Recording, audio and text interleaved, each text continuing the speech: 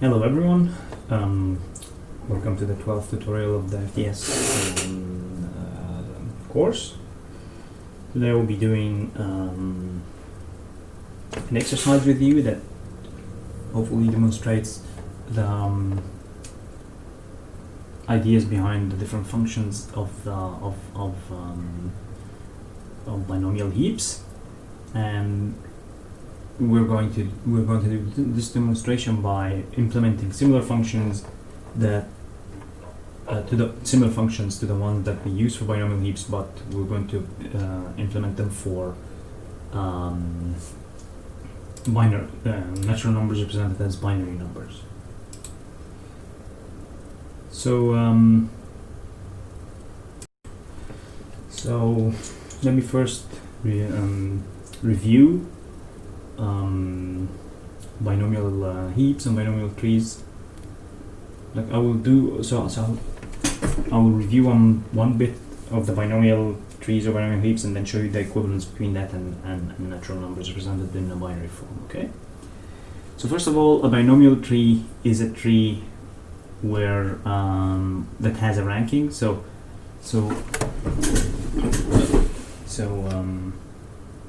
a binomial tree of rank R is the following. Okay, so if R is 0, it's so it's a singleton node if R is 0.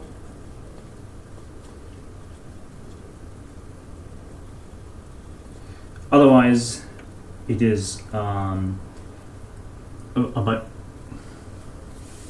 binomial tree of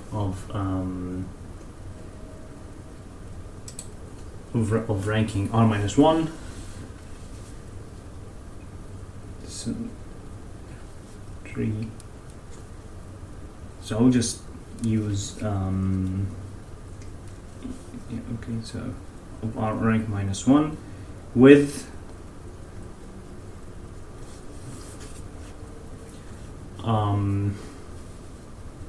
the leftmost child, another binomial tree, another tree with rank R minus 1. Okay, so that's the basic definition. So the type for that is basically we're going to have a normal tree, but we're going to have a list of children. Okay.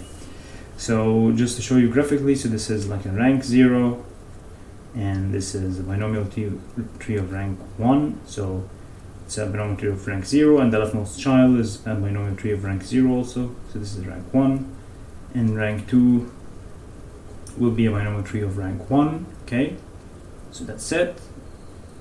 With another binomial tree of rank 1 appended to it as its left child. So that's the other binomial tree of rank 1. Okay, and then rank 3 will be binomial tree of rank 2, and with another binomial tree of rank 2 appended as its leftmost child. So as you can see, the size here grows exponentially. Okay, so here the size is 2 to the 0, which is 1, 2 to the 1, which is 2, 2 to the 2, which is 4, 8, etc. Okay. So now, so firstly, there is an equivalence between binomial trees and binary encoded natural numbers. The second thing is the second thing I want to show you here is the operations on natural numbers and their equivalence to operations on binomial trees. Okay. So the first operation on binomial trees that I will discuss is the operation of inserting a tree in a binomial heap. Okay, and a binomial heap is just a list of. Okay, let me just go back for a second. because I forgot to say that. So here I showed that binomial trees each represents a natural number. Okay, a binomial heap, okay, is a list of binomial trees that are stored in the order of increasing rank. Okay, is a list. So I will just call this so alpha tree. So it is, well, binomial heap is just an alpha. You could just do it as an alpha tree list. Okay, and of course this is an alpha tree, but there is an invariant on it that makes sure that it has that structure. And then this is also a list of such trees such that each one of the trees is a binomial tree, and they are ordered in increasing ranking. So for example, this is a valid binomial heap. So you have the ranking 1 and a tree of the ranking 3.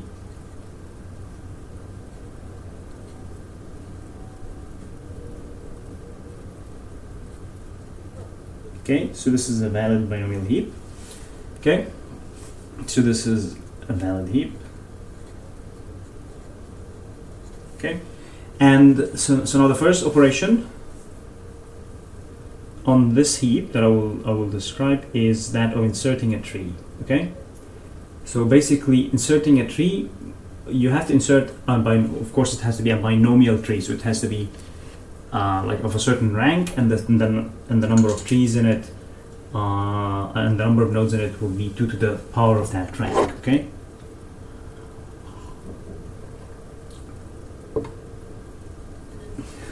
so for example, if I want to insert here a binomial tree of rank 0, then you can just insert it in the first position. But if I want to insert a binomial tree of another rank, of a rank 1 for example, then you will first, you cannot insert it before it, because the one next to it is greater, is of equal rank, and you cannot insert it after it, because again this one is of equal rank. So you'll have to merge it with that binomial tree, okay, by a function called link, for example. Okay, and then this will produce a binomial tree of so you link two binomial trees of the same rank and produce a binomial tree of that rank plus 1. So for example, if we want to add a tree of rank 1 to that tree, we will first so we're given this tree rank 1. Again, we want to insert it here, so first we start there, we're greater, we'll go there, and then we're of equal rank, so we will link this tree with that one to produce another tree of rank 2, and that tree will just be you basically will just add this as a child of that, and then you'll have a rank 2, and then you will insert, instead of inserting the tree of rank 1, you will pass the insertion of rank 2 as the argument to the new call for insert. So let me just show you quickly the code of that.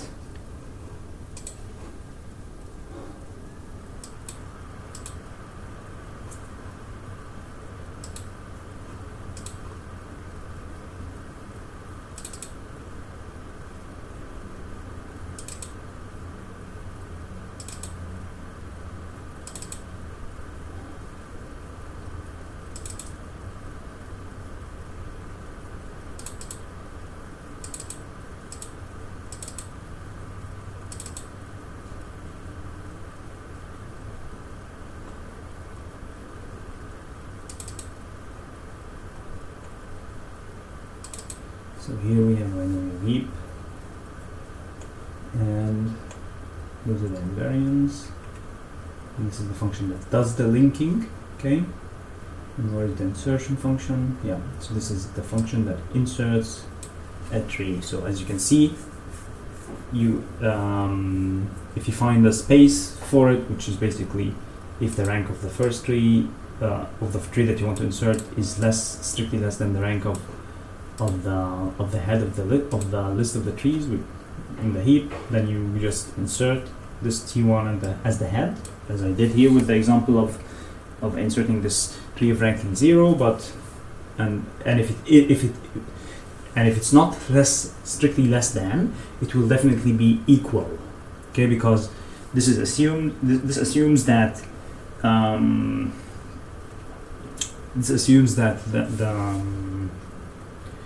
the given list of binomial trees is a valid heap. So the rankings, so the binomial trees are in sorted rankings, only in increased ranking, sorted in increased ranking order. Okay, so because this is the case, you will this will always either be strictly less than or equal, and in the case it's equal, you just link and then you insert it next. Okay. Okay, so now let's go back to natural numbers. So a valid heap or a binomial heap is equivalent to sparsely stored natural numbers in the following way. For example, we can suggest we can have a natural. We can, for example, say that. So here, 8 plus 4. Okay, so let's say we want to store the natural number 12. Okay. Okay, that would be equal to a list. You can represent it as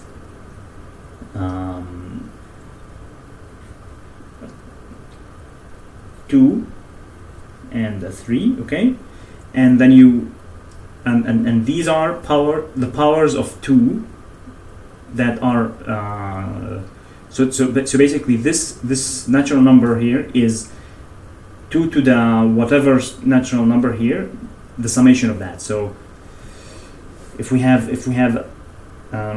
this list is just let's just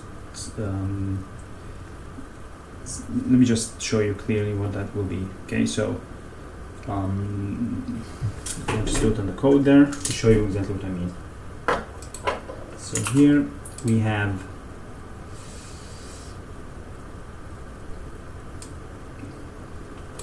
a natural number stored as sparse binary numbers, and those sparse binary numbers are like binomial heaps in the following way.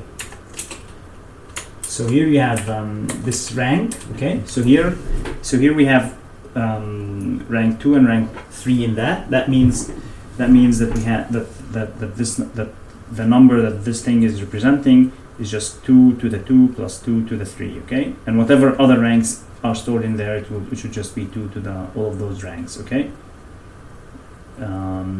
So here in this case it will be 12 because it's 2 to the 2 plus 2 to the 3, which is 4 plus 8.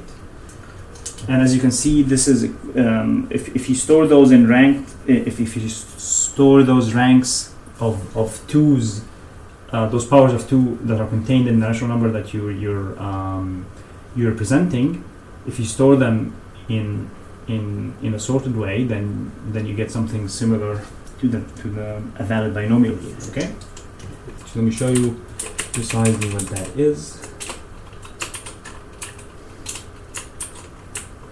So here we're having that list of numbers. So here this SNAT is a natural number stored as like this, a list of powers of 2. Okay, so we have a problem there. Okay. And this function alpha is basically what gives you the equivalent of a sparse natural number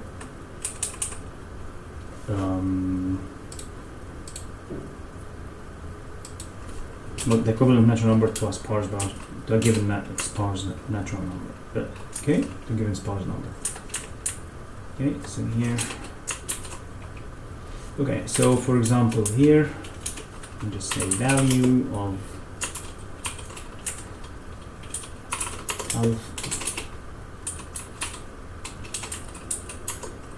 alpha of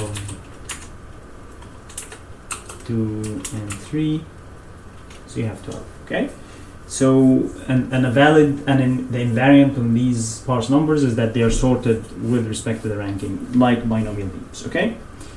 So now,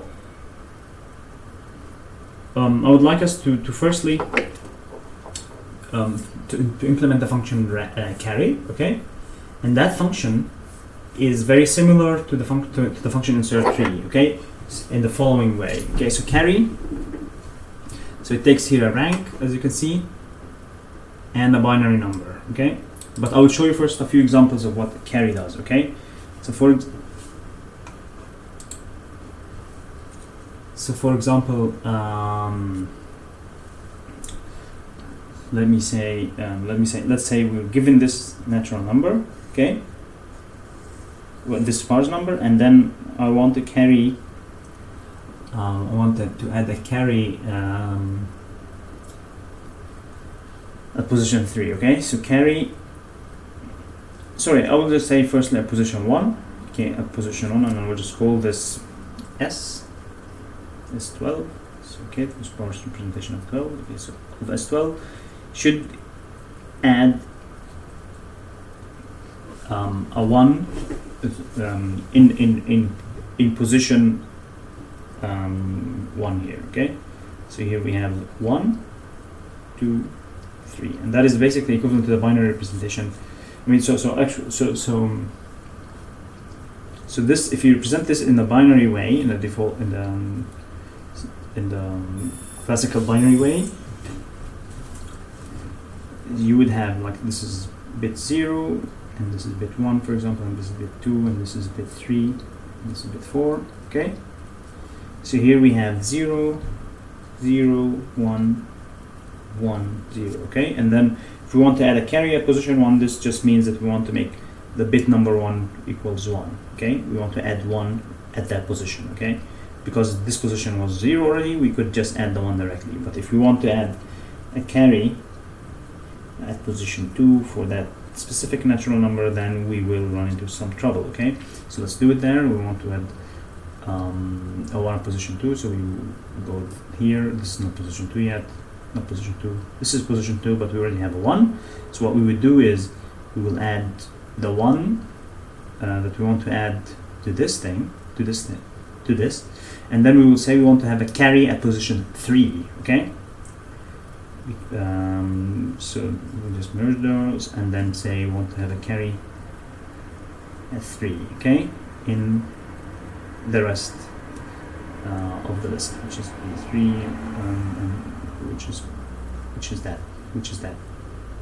the rest of that list. Okay, and then we'll look into the rank here, and then it's going to be 3, and then we will going to add again another 1 here, and then this will give us a carry of 4, and then this means that we want to add a 1 at position number 4. Okay, so as you can see, it's very similar to the function of inserting a binomial tree in a binomial heap.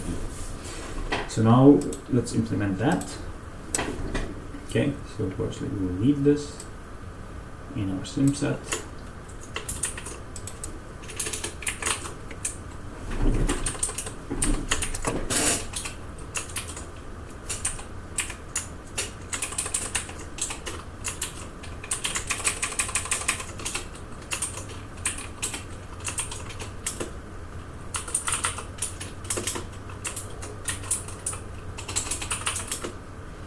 Carry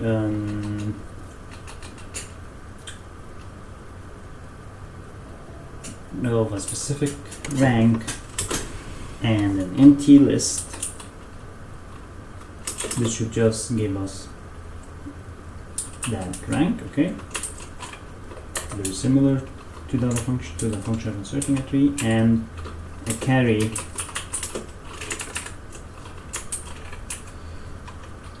of a specific rank and S appended to S's. That should give us, if R strictly less than S, then we just have R S and S's. Otherwise we just add 1 to the carry because this would mean that S equals R, and try to add that carry to the rest of the list. Okay, and this would only work if that list of sparse numbers, if that sparse number is conforms to that invariant. Okay. Okay, so the first lemma that we want to prove is that this sparse, this carry operation works for produces valid sparse numbers. Okay, as in the binary, the sparse representation will be sorted instead. Okay, so we can just prove that by induction.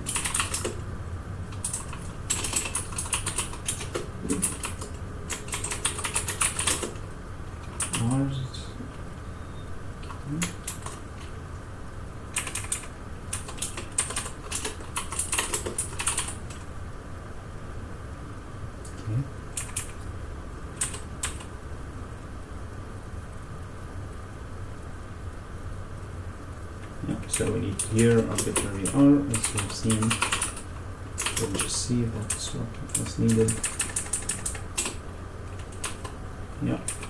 So here, let me just show you quickly why that was needed. Here you have an induction hypothesis here that says invariant carry on some specific R, and then we want to prove that this actually works for the successor of R. Okay, that doesn't work, so we need to generalize that. Okay. So that is the first operation, carry. Okay, it preserves the invariant. Now we want to show that the value of this carry is actually what we're expecting it to be. So basically, the abstraction function, we want to show that carrying after the abstraction function is the proper natural number that we expect. So the abstraction number is alpha.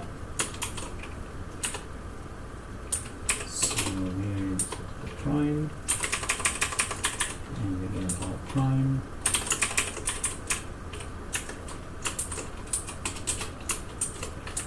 and this is just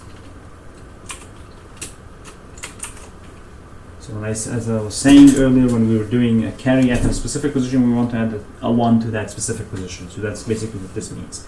So it is exactly the old number plus 2 to the R. Okay.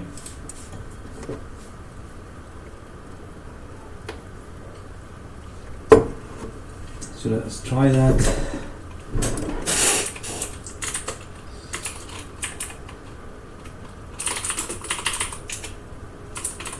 Again, induction. R's.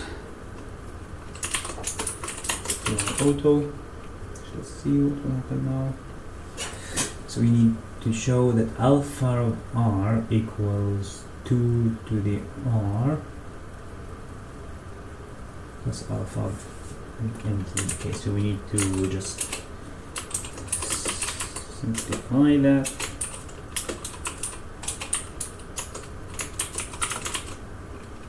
Okay, so now we have the last goal.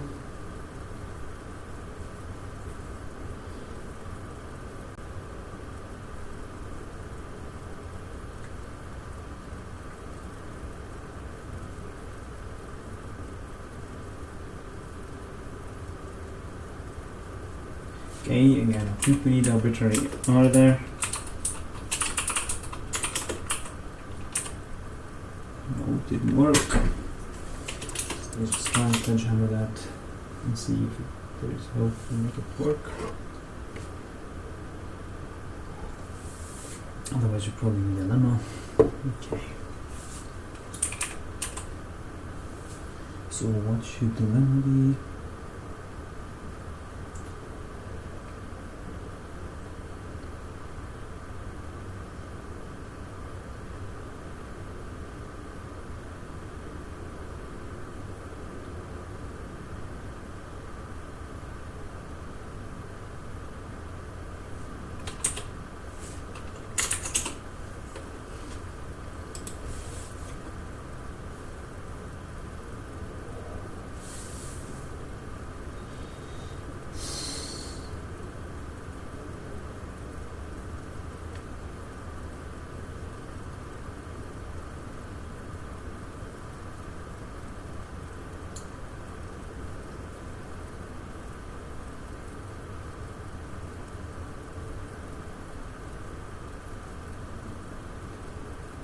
So we need, okay, so we hope to be able to use the induction hypothesis to get this equals to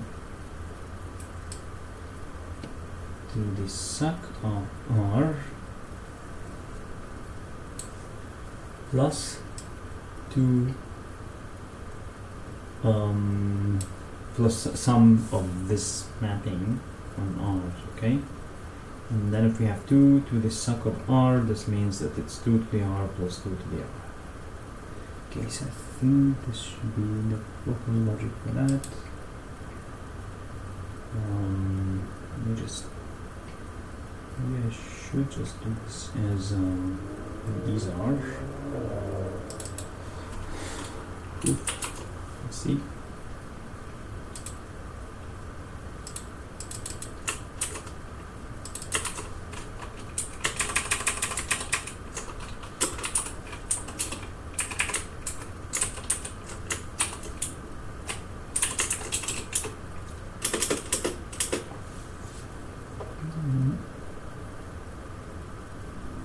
So I will just use this to write the same thing for a carry.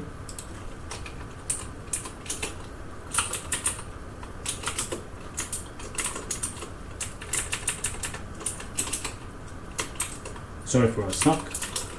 From the suck of R. Okay, we will just instantiating R with the suck of R.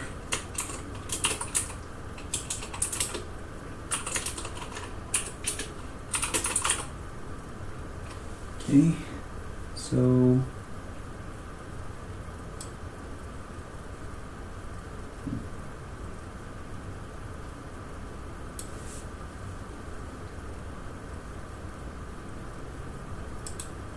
we'll just instantiate the induction hypothesis. The points of 1, I think that should be the induction hypothesis, where R equals suck of R.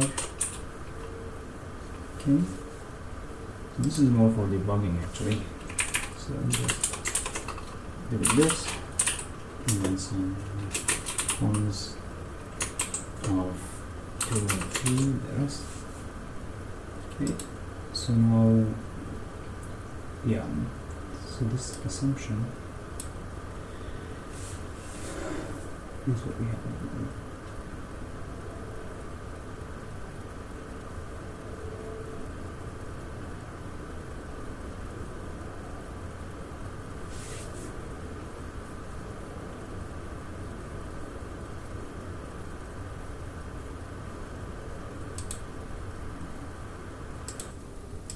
So I will just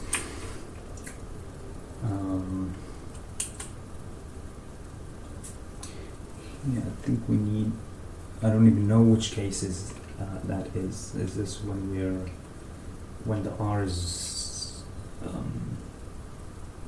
smaller than S or what? So I will just change that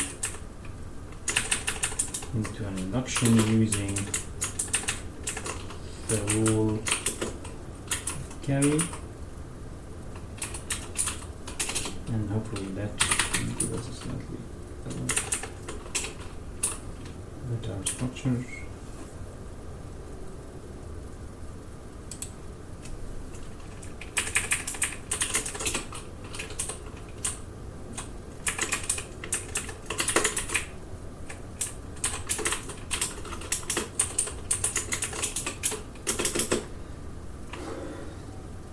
Okay, so now, okay, so we firstly need, so which case is, well, this is case 1, this is the case 1 that is not less.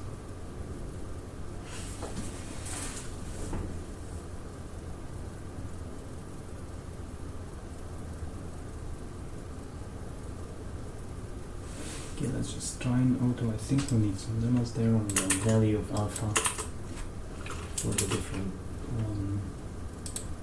list operations. Okay, so this is somewhat messy. So let's just do a few theorems. So let's just have the value Okay, so we need a lemma. I'll just do this because it's a bit annoying. So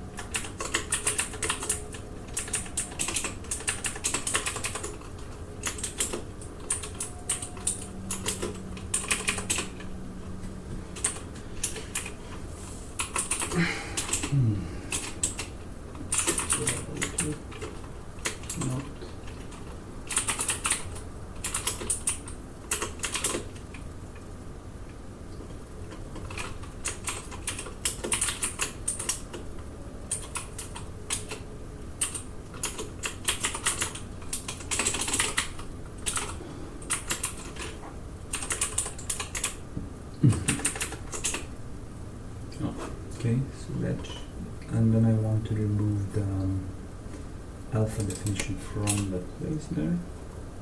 Okay. Okay, that wasn't the right one.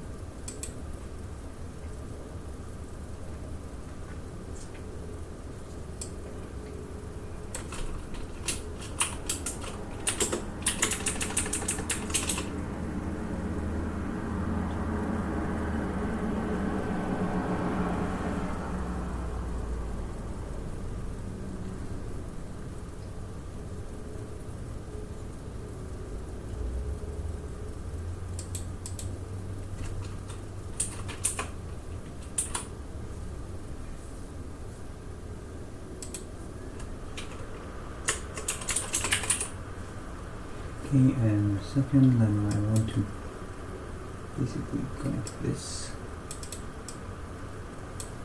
and that somehow.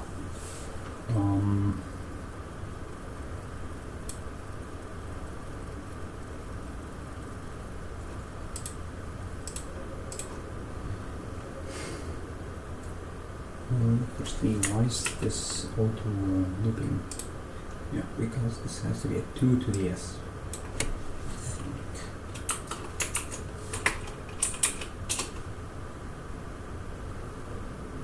Okay, so now this is slightly clearer, okay, and we also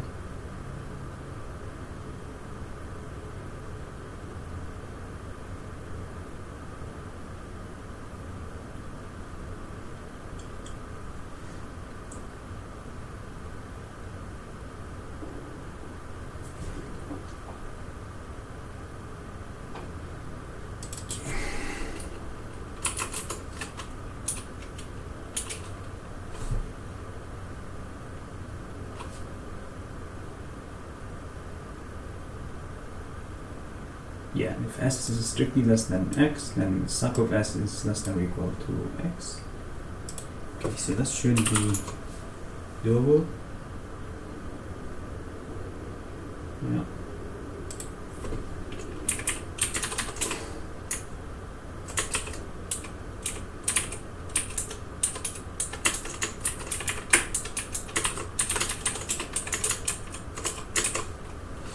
Okay, so all what the problem to me at least was that this alpha really messes up the goal, and I didn't understand what was going on. So I actually will just write some lemmas about the value of alpha that make us not have to rewrite this sum list into the power thing. I just want to know what exactly I was writing. So if it is an empty thing, if it is empty, then that should be 0. Okay. And if we're appending two lists, then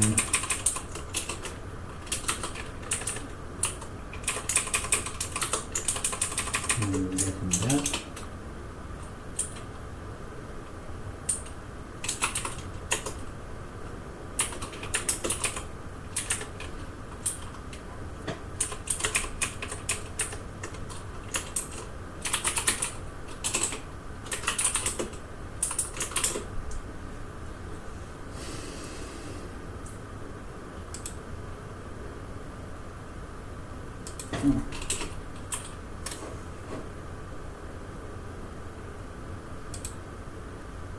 Okay, and now it should just go with that.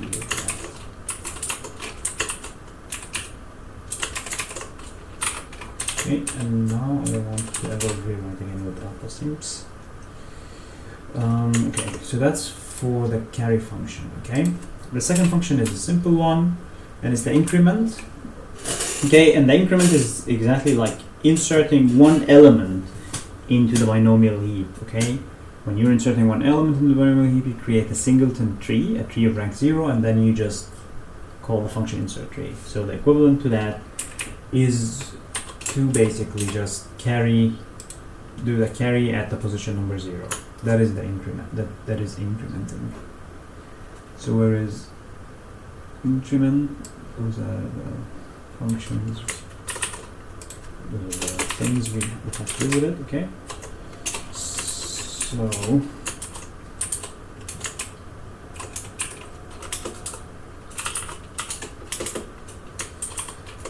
we just say inc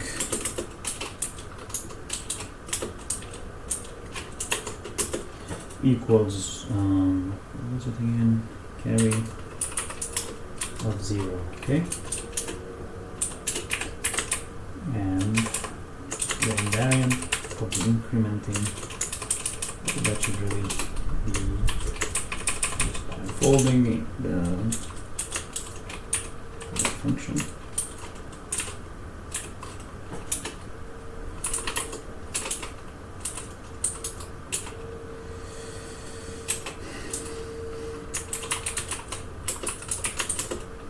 What was it? Inc definition, and then since the other invariant theorem is already into the simp set, we're not worried about that.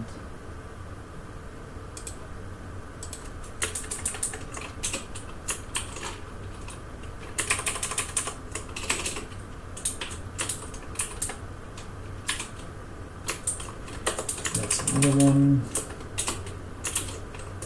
Okay, and then here, what do we have there? Using carry, and then we do control V to get a completion. I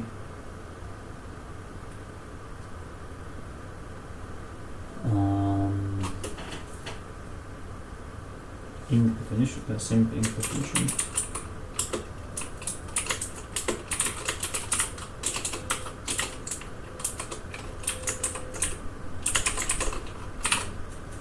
Okay, that's that, and then the last function is the function that adds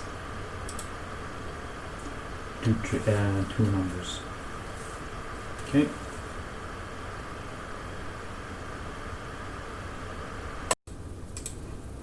And the adding function is equivalent to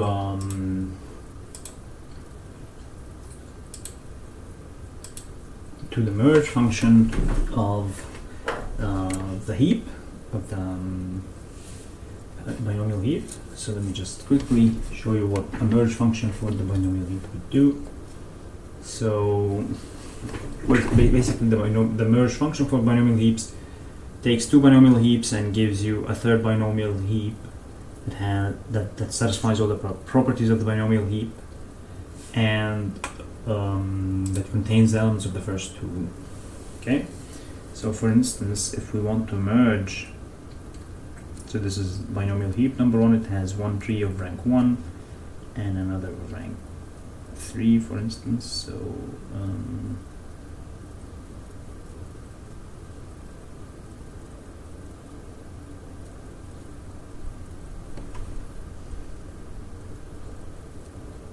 okay, and the second binomial heap that has one of rank 0 and one of rank 3 again. Okay.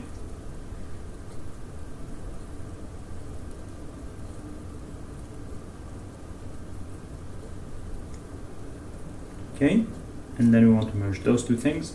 So what you would basically be doing is going across both lists and both lists of binomial trees, and when you find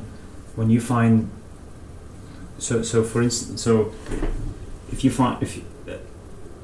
you're at two trees that have the same ranking, you will then just link them and create a new tree with a ranking +1, and then you try and insert that tree further into the lists. Okay, so that is basically so if we show that on the example, it would look like this. So you would start here, okay, and there, and then you want to create a new heap. So the ranking of the ranking of this one is 0, and the ranking of that one is 1. So you just put this one at the front of the list of binomial trees in the new heap, and then this arrow moves there, and that one stays there, and then the rank of this one is 1 and this one is 3. So you put this one at the front of the new binomial heap, and then you move that arrow here, and then now we have two trees of rank 3. So what we would do is we join them, okay, and the way you join them is based on which one of them has, because you also remember that these trees have to be ordered and as have to be ordered as a heap, as in the root has to have the smallest value stored in it. So if the root, for example, of this one has the smaller value, then you add this whole thing as a new subtree to it by just adding an edge like that, okay, and then you add the whole thing and insert and try to insert it into the result of merging the remaining list here and the remaining list there. Okay, so this thing will give you some result. It's called merge of, let's say, list 1 and list 2. Then what you try and do is get the tree rooted here. Okay, so it's the merging of this one and that one, or the linking of those two things, and try to insert it in the result of that thing. Okay, of the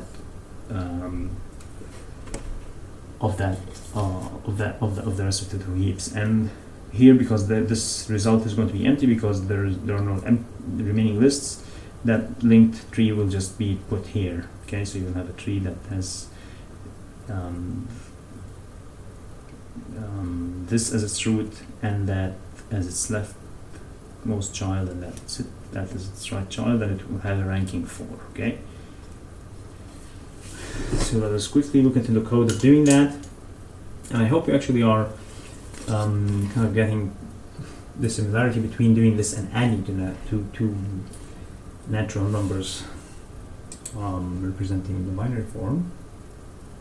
So let me open the one for the binomial heap, the merge one. Yeah. So that's what it does. So if the rank is that way, you do something. If the rank is that way, you just put this into the front. Otherwise, you link, and then you have a new tree with the ranking of the previous two trees +1, one of them +1, and then you try to insert it in the correct position into the resulting heap. Okay. So similarly, if we, let's say, adding this list of the sparse number, okay, so here this is 1, 2, and 3, which is equivalent to 2 to the 1 plus 2 to the 2 plus 2 to the 3, which is 13, okay, and then let's say we want to add 5 to it, okay, so it's just, let's say we want to add this number, okay, so 0 and 1 and 4, okay, so that's not 5, that's 16, 18, 17, okay, so that was 17. Again, we will do the same, we will start here and there, and then this is 2 to the 0, so we'll just have 2 to the 0 here, and then move that like that, and then this is 2 to the 1 and 2 to the 1, so you will have a carry position. So you have, sorry, you will have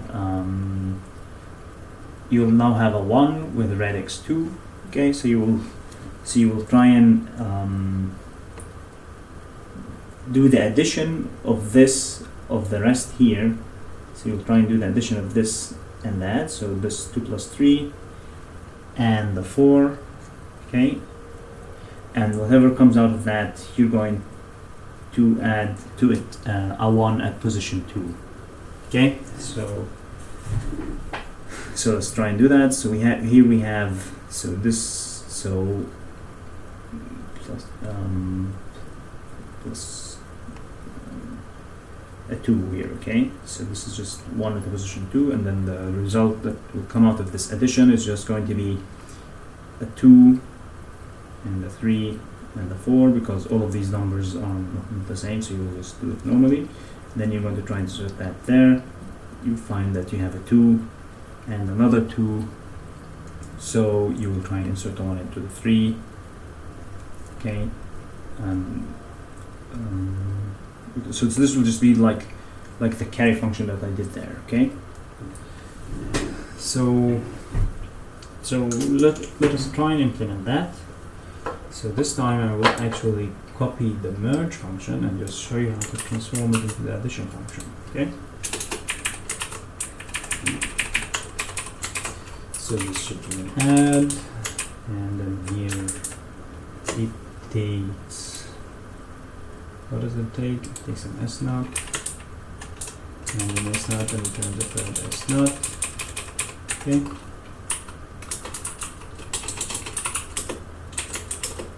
And an S naught, returns an S naught, okay. And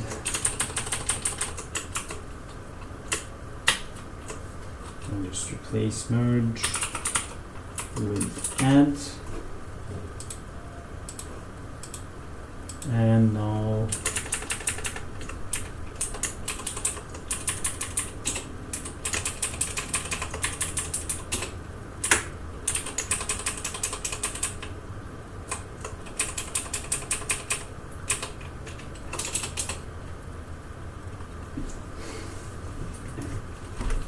this should be T. Firstly, let me just remove these subscripts, because they're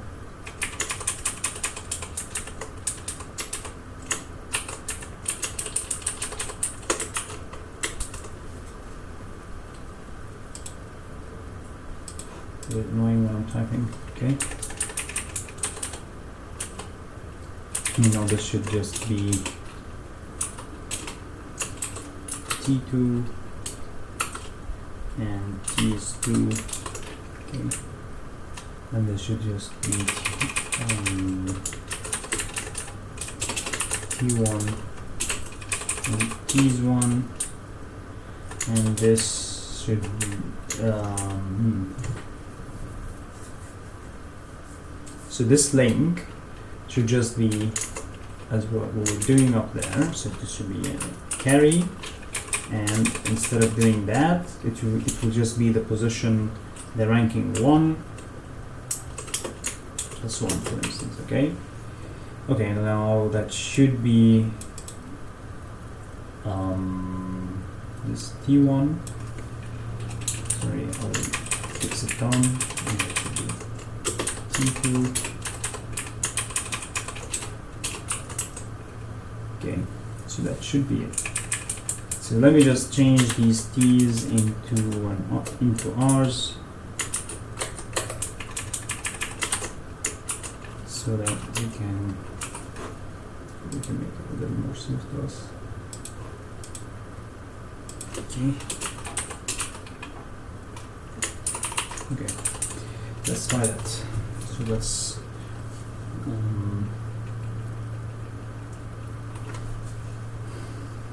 firstly see if it conforms, if the result of this conforms to the invariant.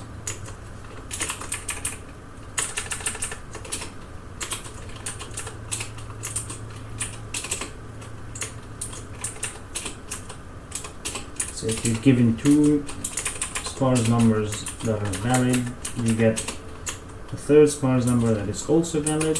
That is the question.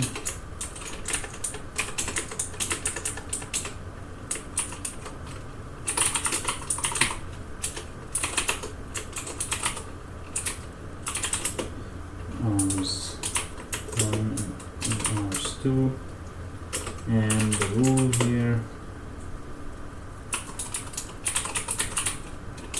not.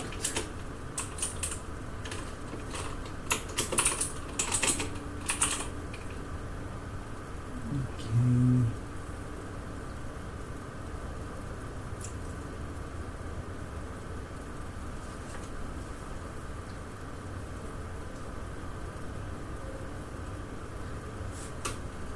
So switch on and see.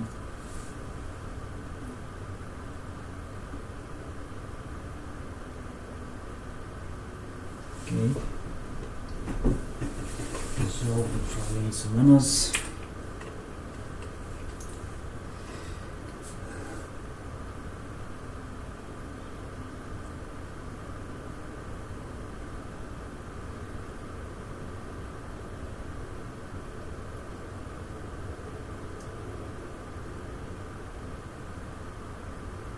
Okay, so here we have R2. What do we know about R2? R2, okay, everything in R2 is strictly greater than R2.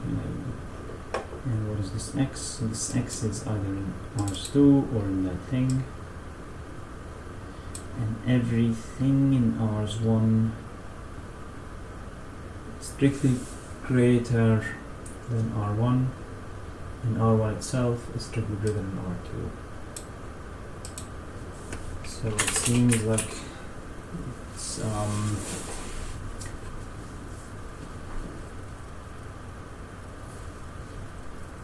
yeah, so we need to say that basically the set of and two numbers is the union of the two sets, okay? So that should be a easy lemma set this and that will set R1 union set of R2. Okay, and then let's just do they have to be valid, of course. So, yeah.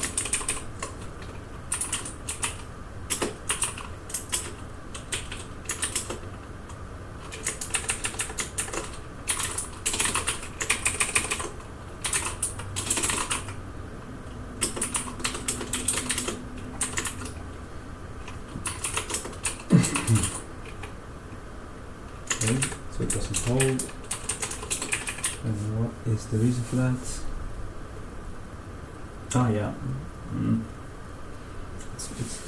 It must be much more complicated than that. Yeah, because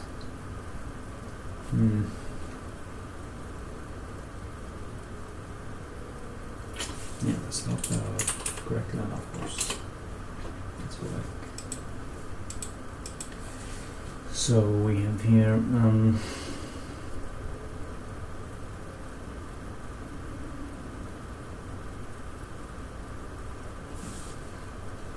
okay, so what we want to say that anything in the addition So R, if it's in that set, it is going to be smaller than or equals, and let's say R prime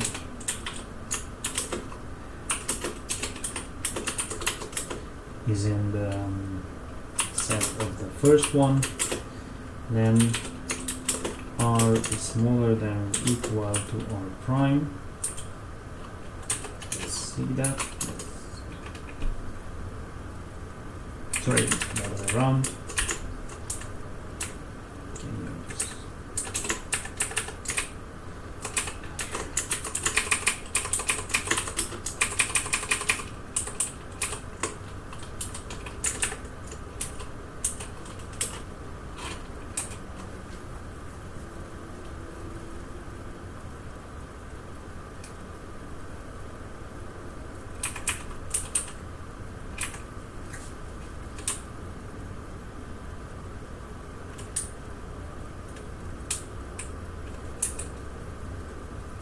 No, it has. We have to say that this is either smaller than or equal, or that R prime is just from R's 2. Okay, so if I just I would just say that take this assumption as well. So if I know that everything in R's1 is strictly greater than R1,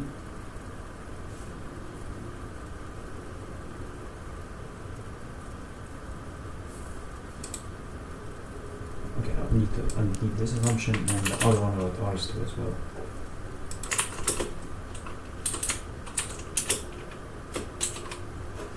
Where's the other one about R's2? This.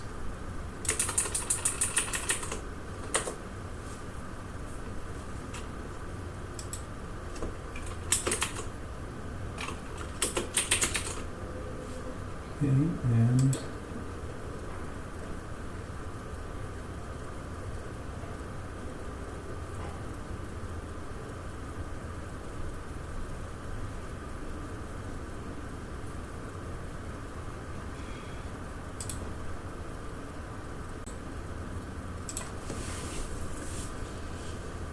okay, so let's just remove all of these things from here. So firstly, okay, we have if I know that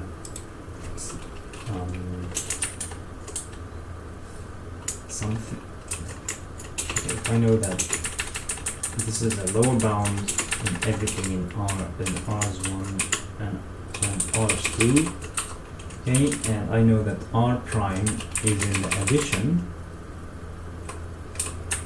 then I know that then R must be a lower bound on R prime. Okay, why is that? Because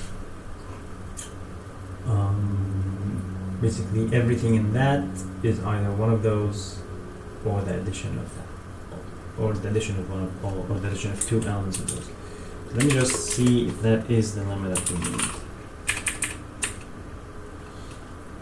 Okay.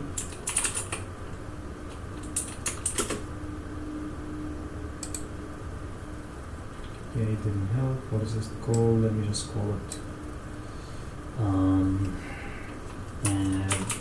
level down. Okay, using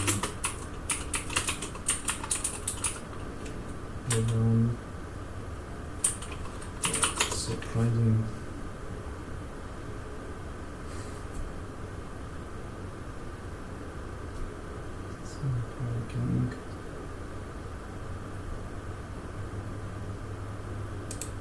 Okay, so let's look into the goal. So what is the goal? We have that everything in R's1 is strictly greater than R1, and everything in R2 is strictly greater than R2.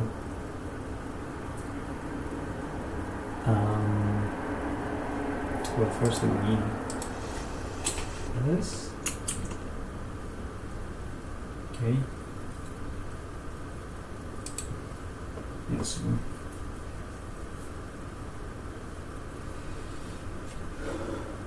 And R.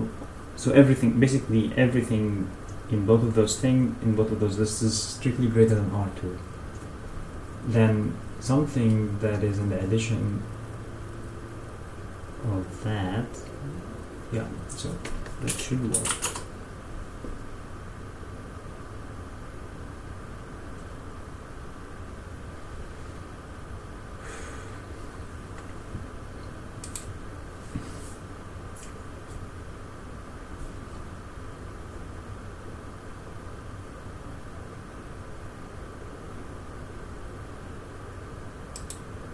Okay, I think I'll just prove it and then we can do this with an Isabelle.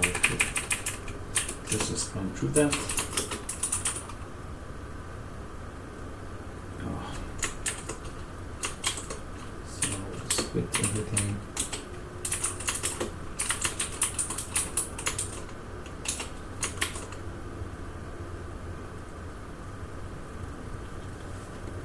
We need the same, but for the carry, I think. Okay, so everything here we know that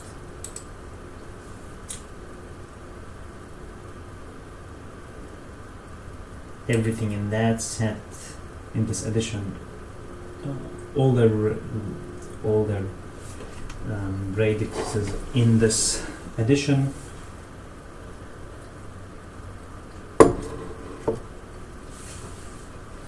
no, okay, we don't, it's not that general, we need to do this up. Okay, I don't know if I need to do the R and R prime arbitrary yet, but let's say they are. Let's assume that there's some more heads. So every R prime that is in this addition is an upper bound on R, okay, and that is the addition that we're talking about. And now we know that this R prime is in that, in the carry of R2, of successor of R2 with that. So so basically if everything is in this one,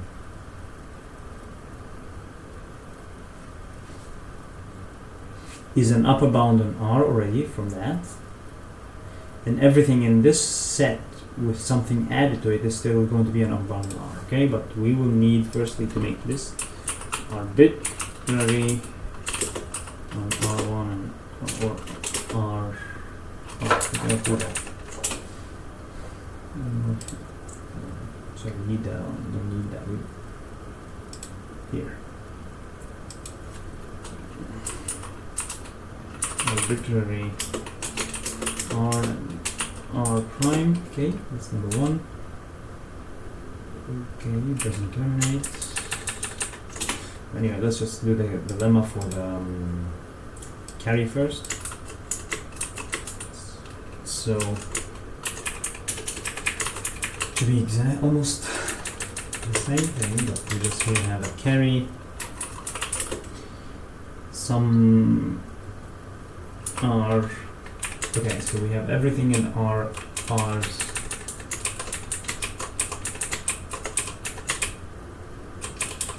being an upper bound of R, okay? And we carry some R double prime into that R's, okay, any R double prime, and we know that this extra R, this R prime is in that R double prime, then it should be an upper bound in R. That doesn't seem to work. Do you need a strict upper bound? No, we need it to be a strict upper bound. So how does that not work? If all of them are zeros and that is empty. Okay, so down here we have this as a suck. That means that we really add something.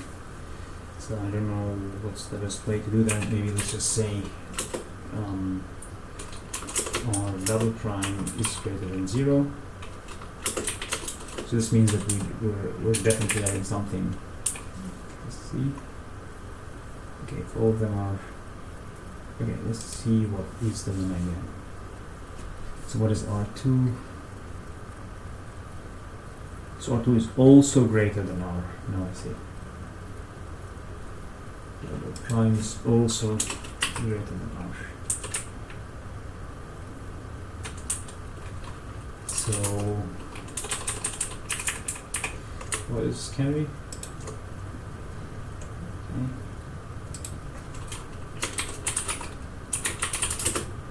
Induction on R's. Let me just do that.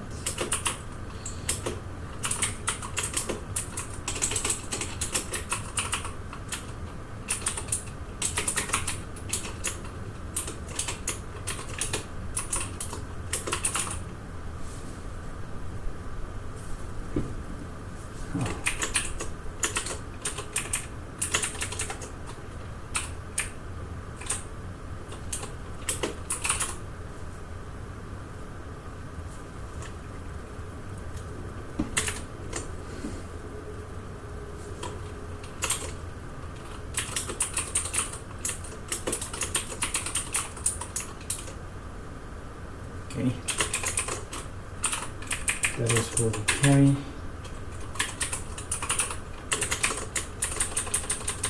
And let me see that. Can we use this just like that?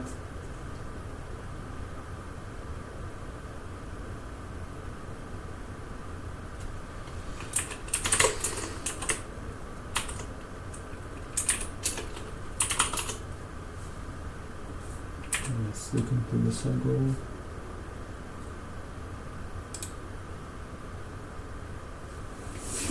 Okay, so I might just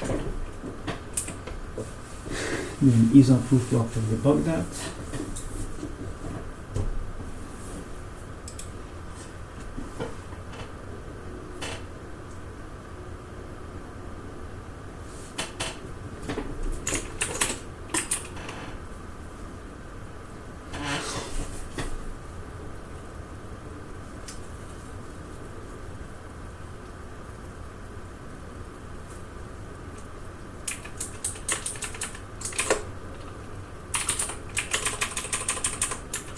Arbitrary.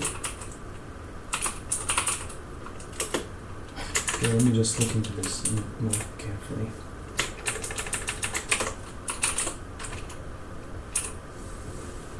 So here now we have that R prime.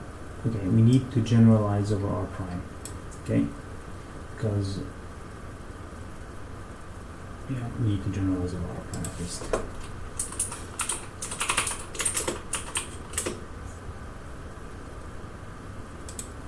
And now that is hopefully what we want. I don't know if we'll be able to do it, but if we cannot, let's still try force or something like that. If it doesn't work, we can just sledgehammer it. Doesn't work. Okay.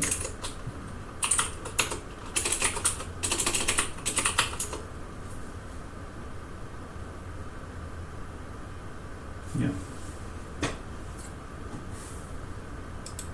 Okay. Yeah.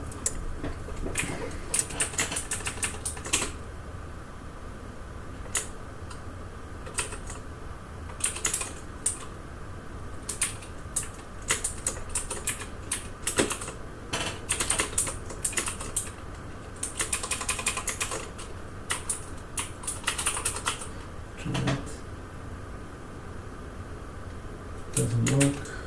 Okay, so we need. Okay, so I'm.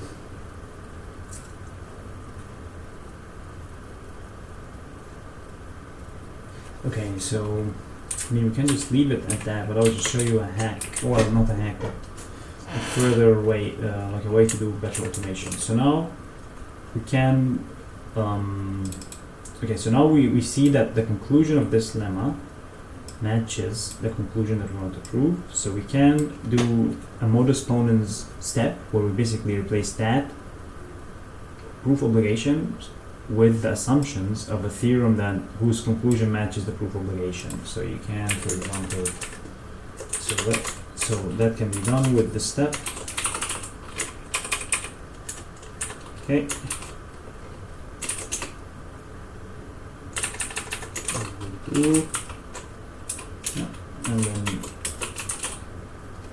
And then so once you can do that, you can actually just say to auto you want to use this as an intro rule.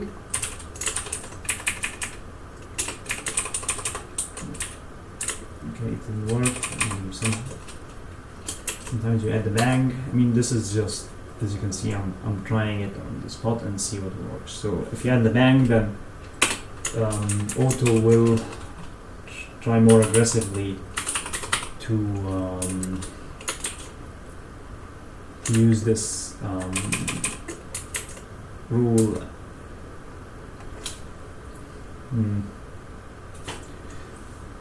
Okay, so I will just give up now. But in the theory file that I will upload it, I will locate a cleaner version.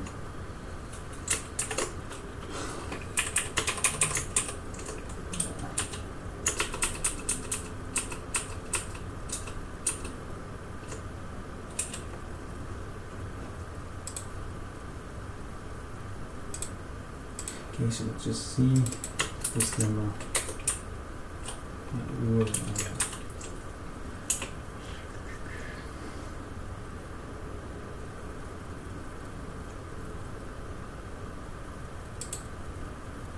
So just we have a fail there. Yeah.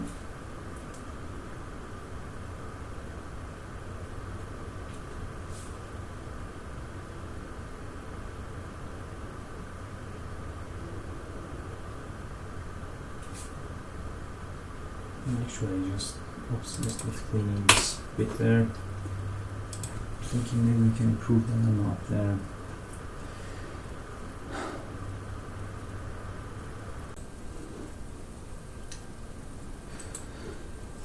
So I'll just try and fix that first before we go to the rest. So just see.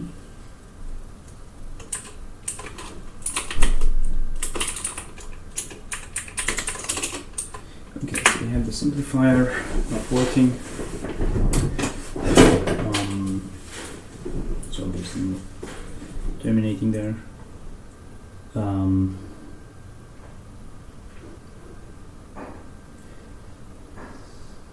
Okay, so let's. So the simplifier, when it uses that lemma, it will firstly, discharge the goal with that, but then we'll try to prove each of the assumptions of this lemma separately. So if it tries to prove that assumption, it will need to guess a value for r's, and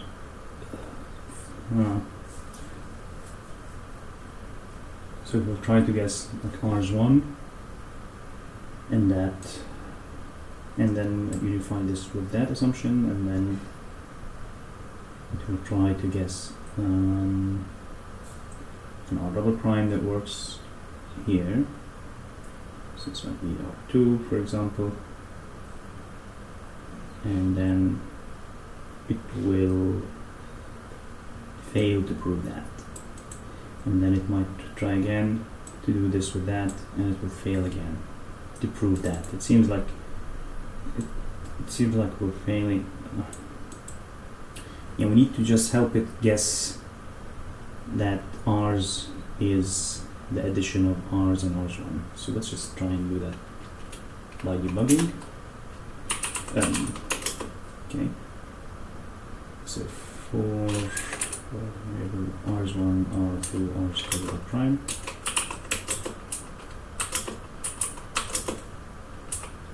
Okay. Okay, so, and then I will just say where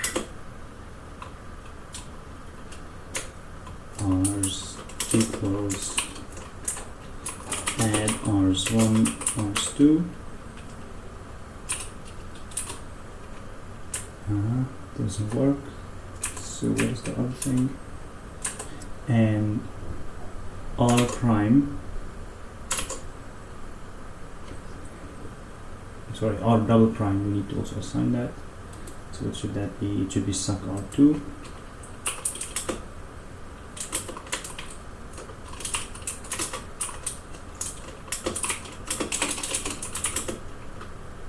Okay.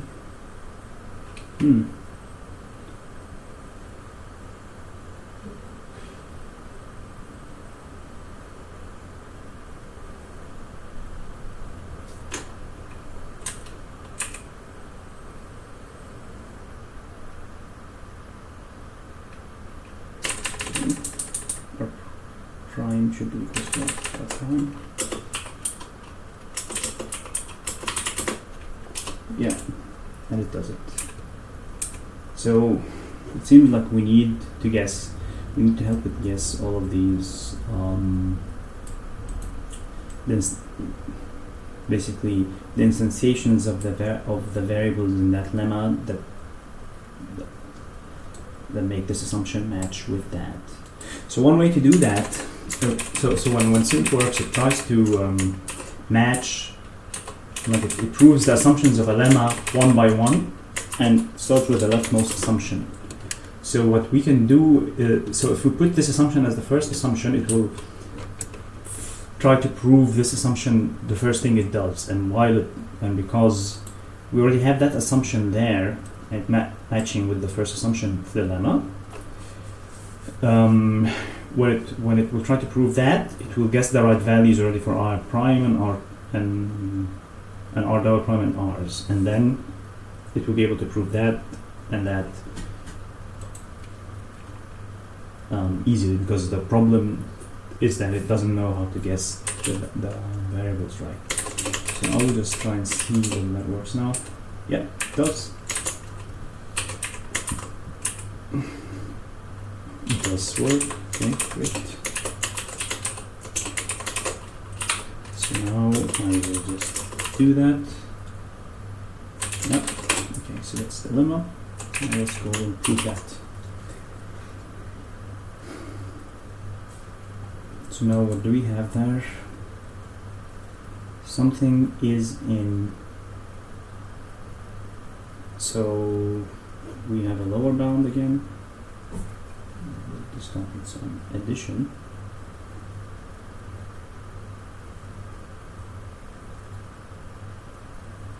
Yeah, so here, let's just try. Firstly, we'll just try and do simp or auto or something. Okay, simp doesn't seem to terminate. I hope it's the same problem. So here, down there, we need the r's, the rs1 to be instantiated with r1 cons rs1.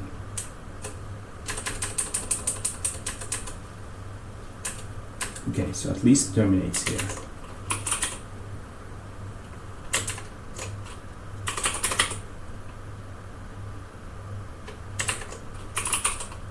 Yeah, does it? Yeah, that does the goal as well. So basically here again I did reorder the assumption of that lemma, so that when it starts with that, with proving that goal, when the simplifier starts with proving that goal, it guesses the right values, and the tricky right value here is that r1 has to be actually r1 cons rs1. Okay. So, okay, so I think to simplify it first. Okay, so it usually is not a good idea to just have an auto and then a fast force like that. We need to have something more stable. Simple, yeah. Okay, so simple is more stable than auto because it what's simple working?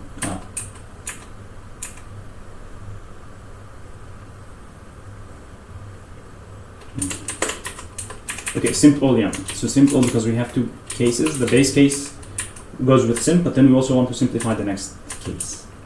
So you can either do that, but I just want to try proceed. This must be added, simplify like that.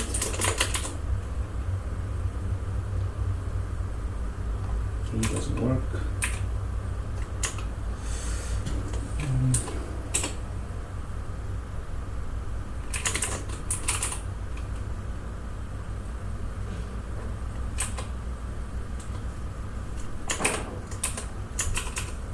Why does it not work when you simplify it like that?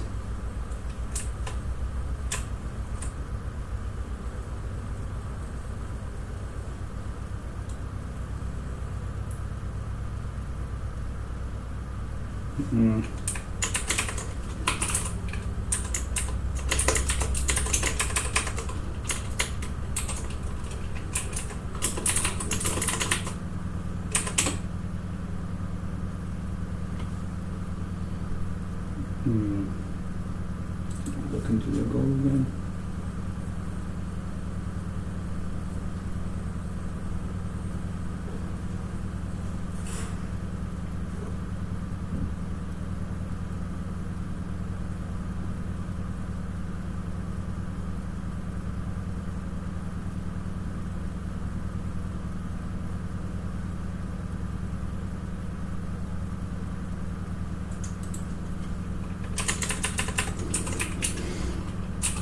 Seems like the classical reasoning part of fast force is the one that proves the goal.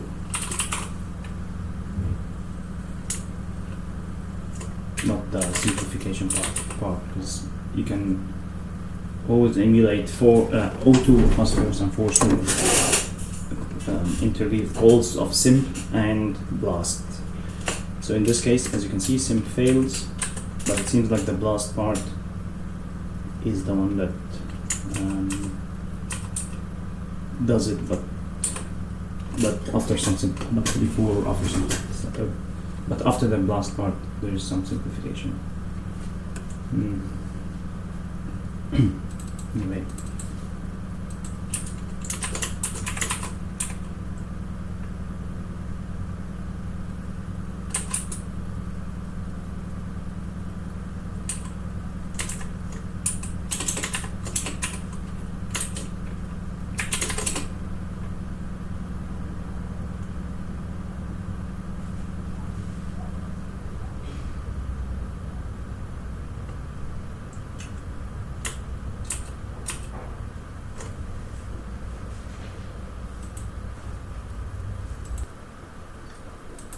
So anyway, I will just leave that as it is for now.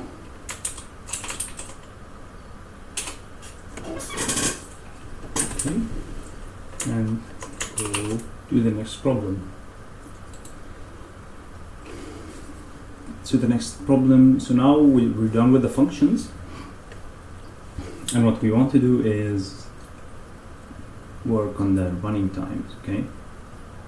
So first of all, let us, I think before that, yeah, we need to just show that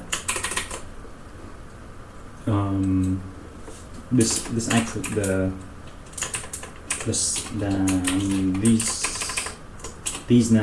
representation of rational numbers is exponentially, could be exponentially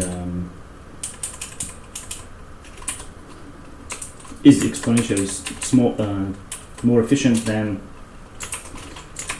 the one using suck, so which is linear to the value alpha r of r's. Okay, so we want to show that the length of the list of ranks is smaller than or equal to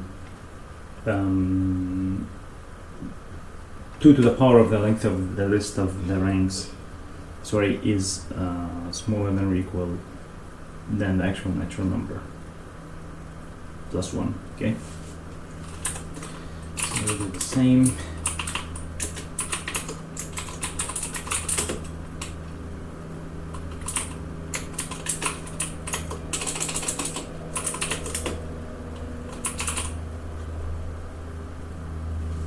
Okay,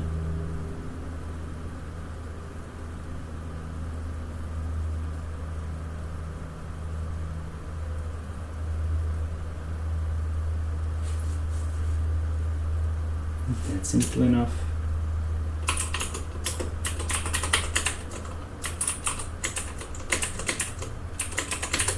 Okay, so what is the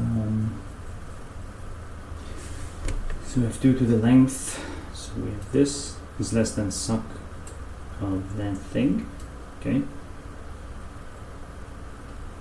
and then we have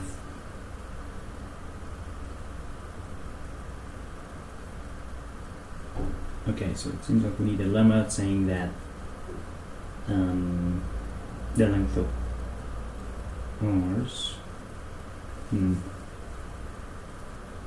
yeah, the length of ours is less than or equal 2 to the length 2 to the length of ours is less than or equal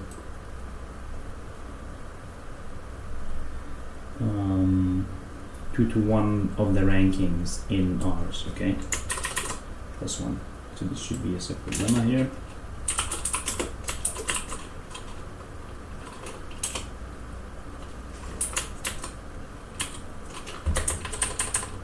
So what? Yeah.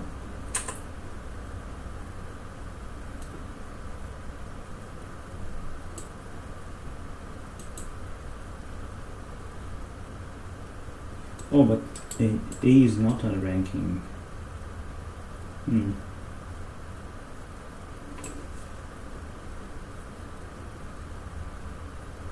is not one of the rankings in ours. It's a lower bound on all of them. So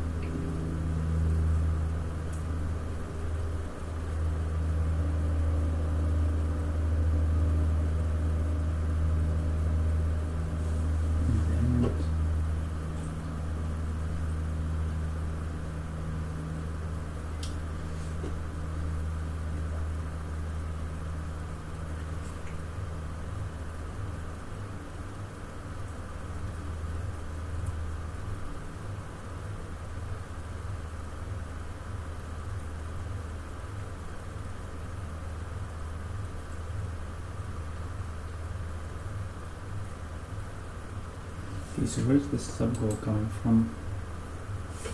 So here we have that. Here we have the invariant applies to that. Yeah. So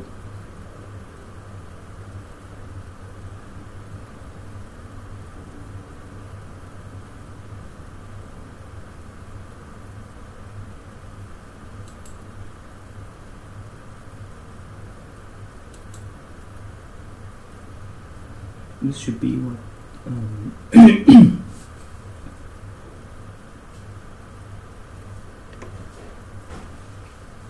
two, three.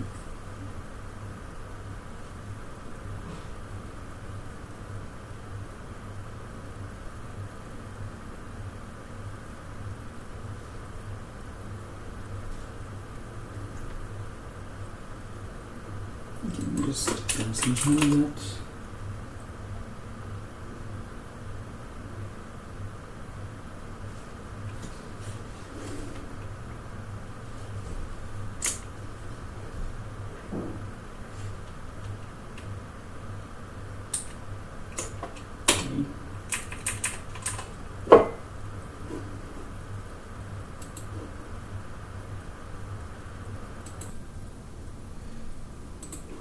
So I think what I'm going to do here is to start the Isabelle proof, okay? And I think the steps, there will be two main. I'm not going to do it by induction straight away like that. Basically, what I will prove is that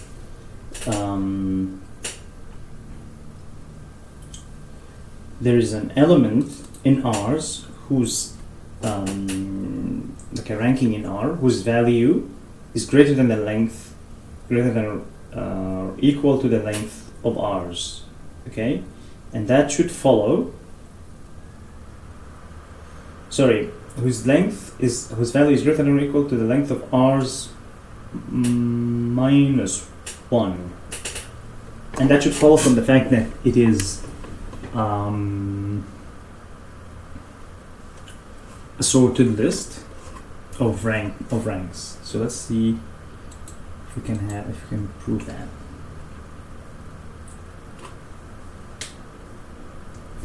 Let's just do it on pen and paper first.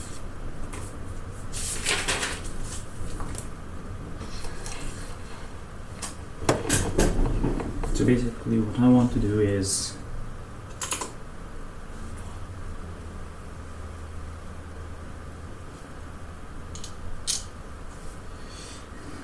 so the proof is okay, so 2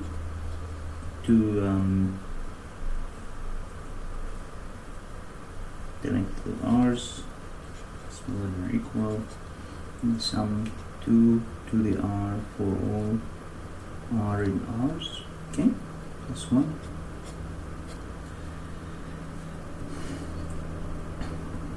Okay, that's the goal. But what we can say is that there is an r in r's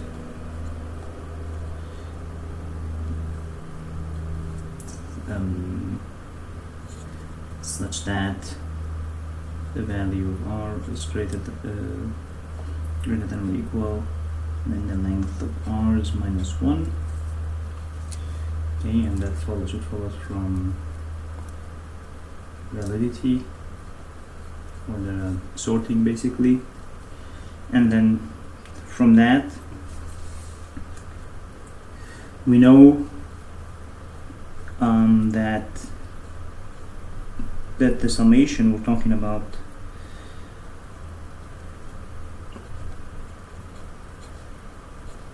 just the summation is is lower bounded by at least 2 to the length of r's minus 1, and accordingly the summation plus 1 is greater than or equal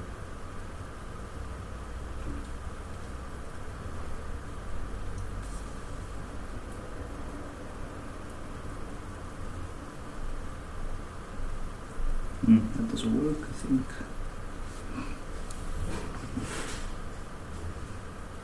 No, so we need a deeper thing. We need so firstly there must be the identity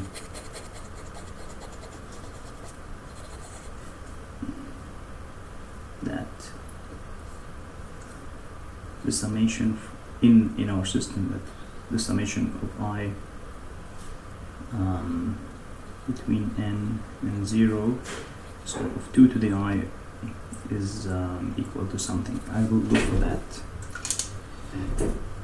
and then if we can find that, we can look for ideas.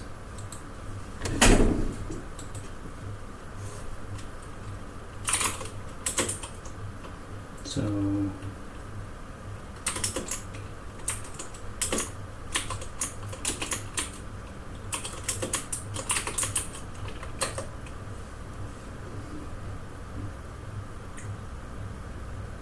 yeah, so this is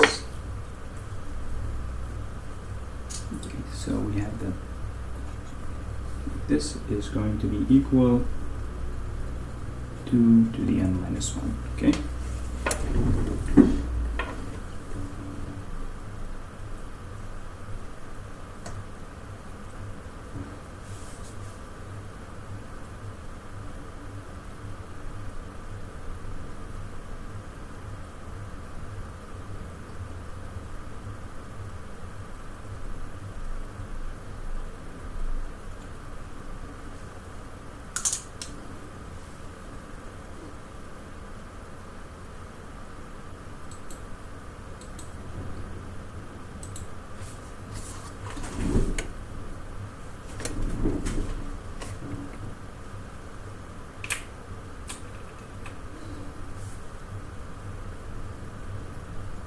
So from that we can say that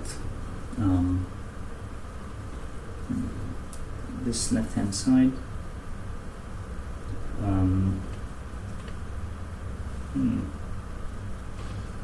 Okay, so the left hand side is equal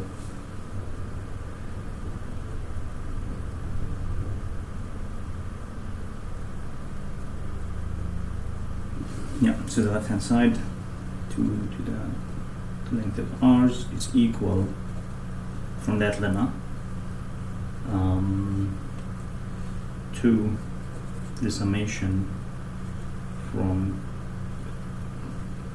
0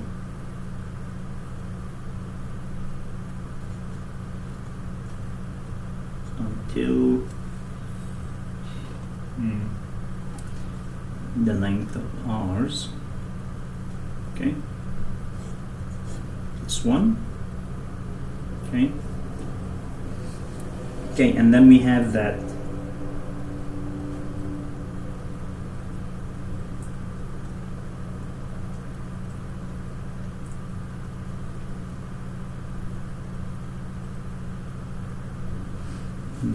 let's see if there are other levels. Let's just do the step and /hammer.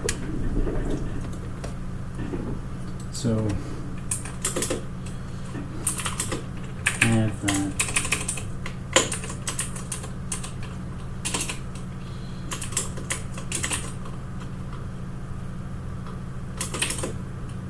equals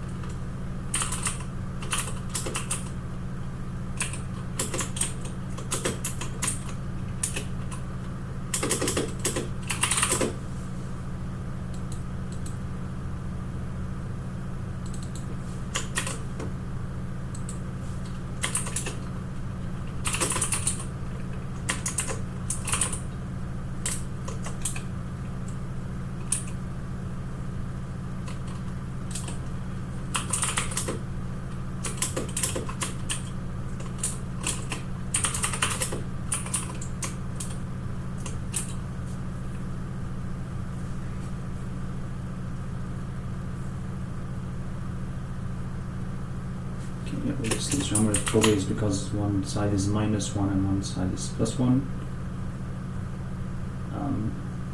Basically,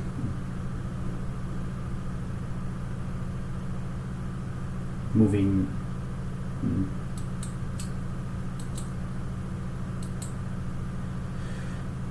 because with natural numbers, you don't like if r's like we need to basically tell that the sum of that the 2 to the length of r's is at least 1. Otherwise,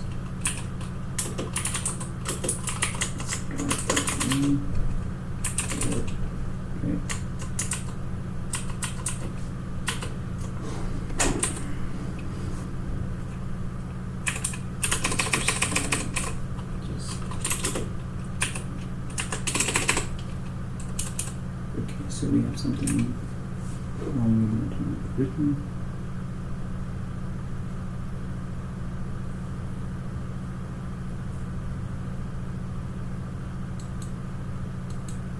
Okay, so it does not know that they are natural numbers, or not exactly is the problem.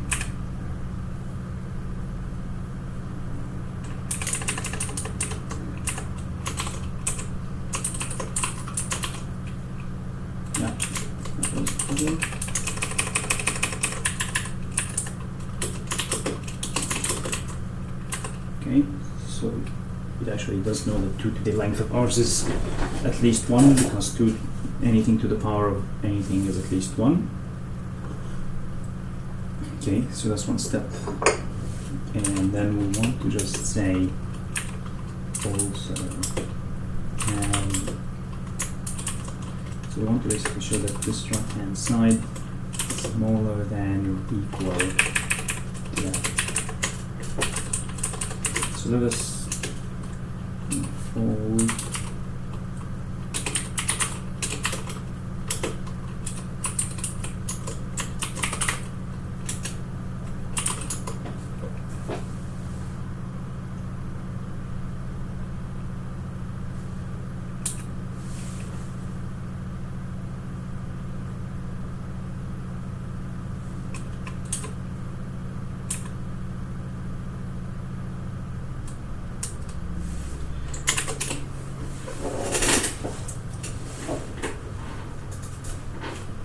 let's look at, we have lemmas on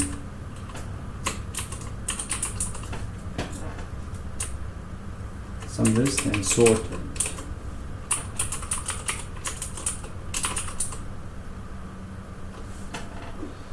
Okay. So we already have that proven as a lemma.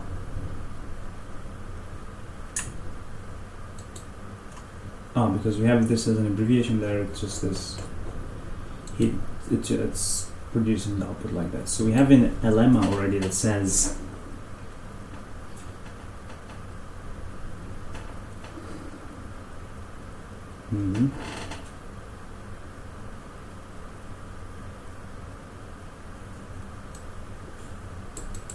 yeah, because this makes a lot of sense, because if it is sorted, then they are they're all distinct elements. The only case where this is not true is when you have two more than one consecutive element in ends, more than one consecutive elements in ends whose value are less than the length of ends minus 2, and that is not the case. So let's see how to use this lemma there.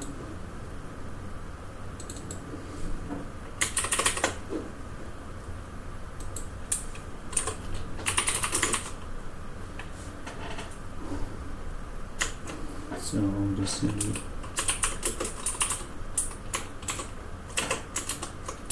So here I'm just telling it that we already have the sortedness assumption there. So let's see, essentially I can do it for us. Okay, so what?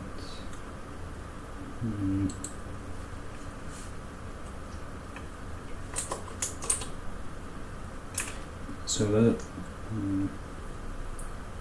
so first thing I will just say that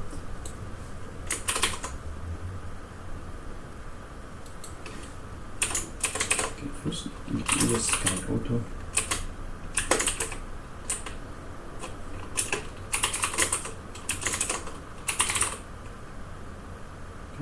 Work.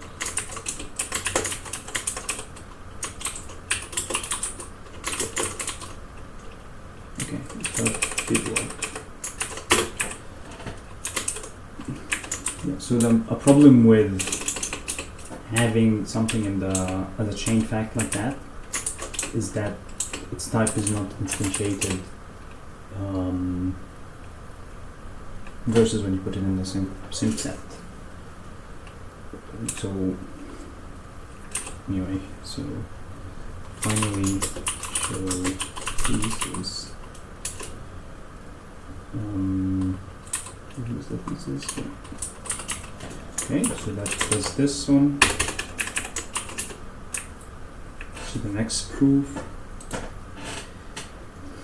Okay, now we want to really do things about the times.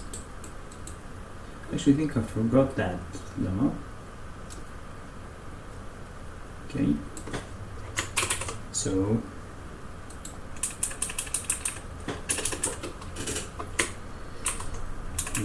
yeah, and this was also written as a hint on the sheet. Yeah, completely forgot about that because I wrote that sheet more than a year ago.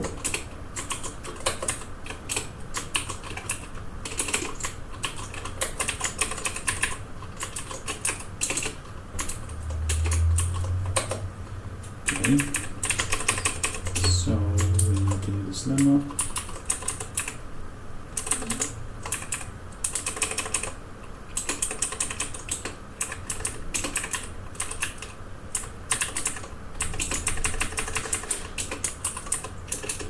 Okay. So let's try that. Let's see what goes on there.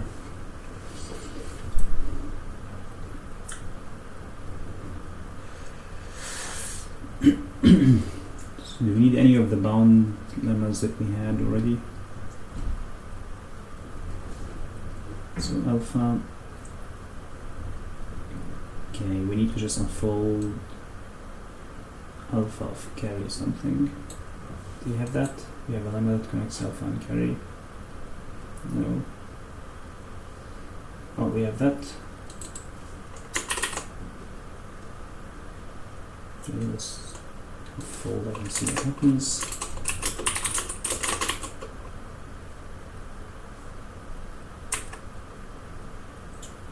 Okay, it doesn't work. Let's see again. Okay, these are assumptions. So let's go back there and see why the assumptions are not satisfied.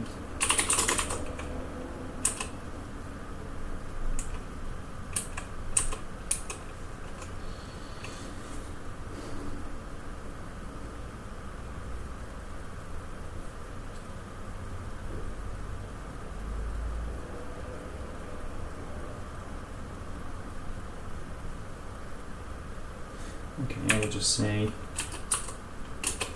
let's do this.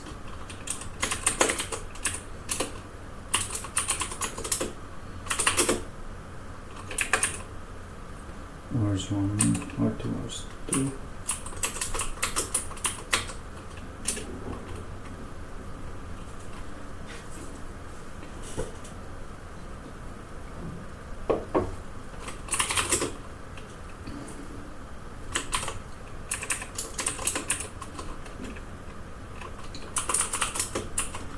R0 equals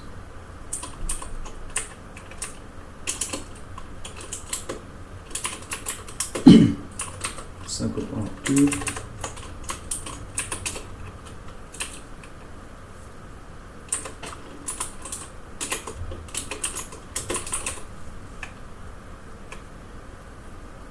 and R equals add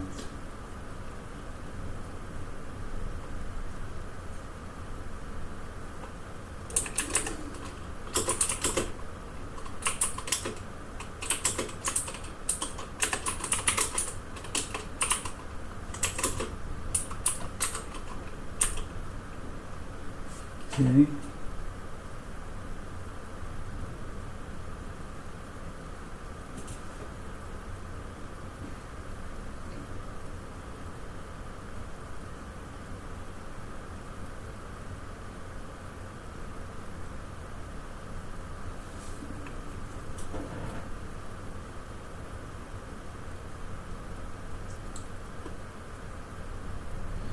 Okay,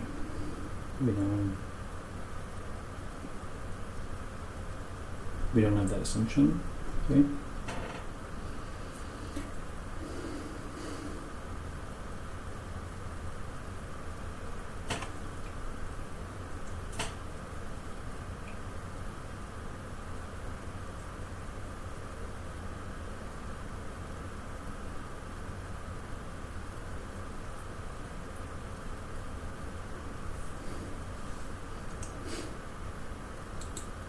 Let's just slash on and see if that works.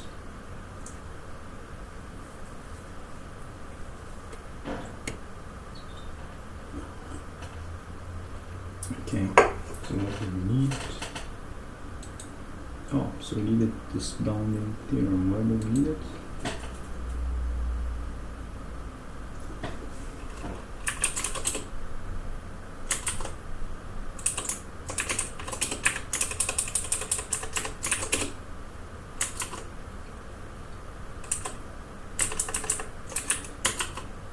Just see that. Let's see, why do we need that bounding theorem? Oh, to get that this is a lower bound on anything that is in the addition. Yes, of course. So let me. Okay, so in order for us to get that usable, how can we do that?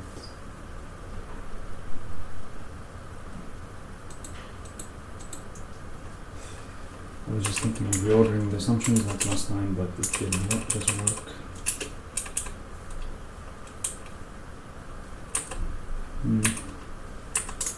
So let me remove these instantiations and see if something can solve it automatically.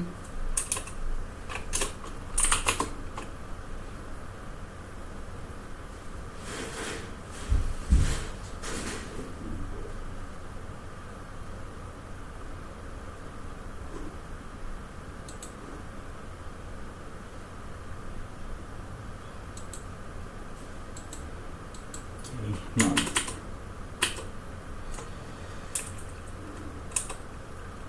So in this case, I will just subcomment to that.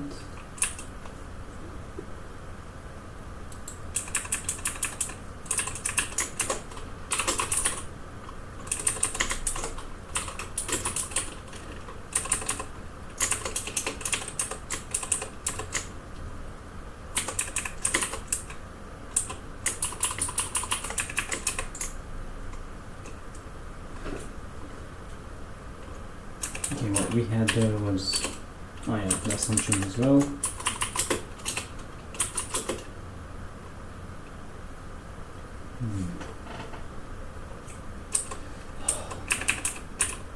Okay, what we had, I just will try and repeat what we had.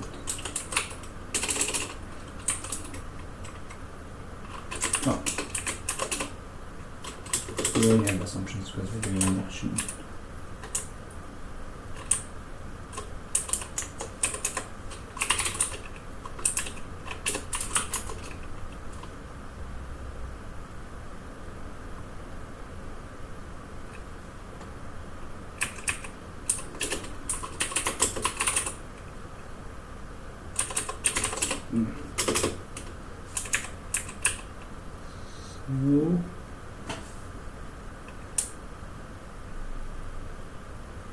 We need to show that it seems like we just need the auto to simplify the assumptions of this thing first. So for some reason.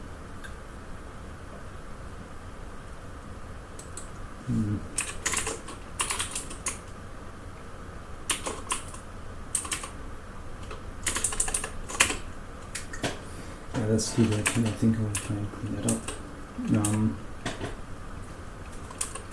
Okay. So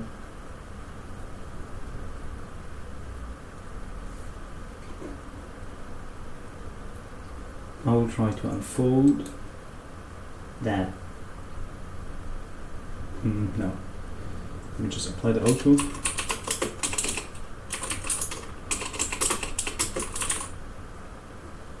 Okay, I will try and unfold that.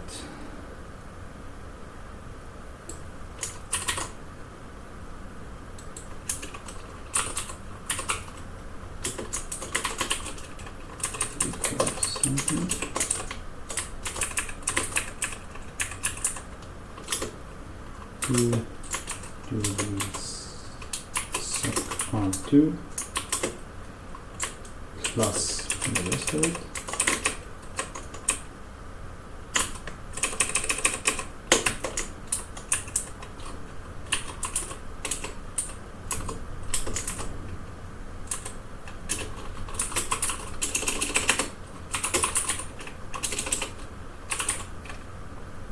Okay, doesn't work.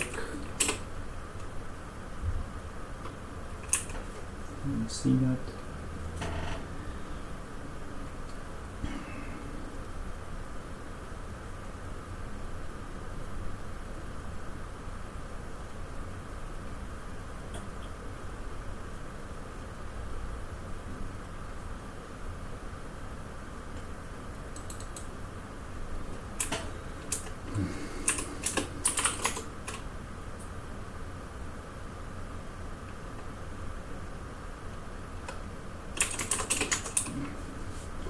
See what the auto leaves.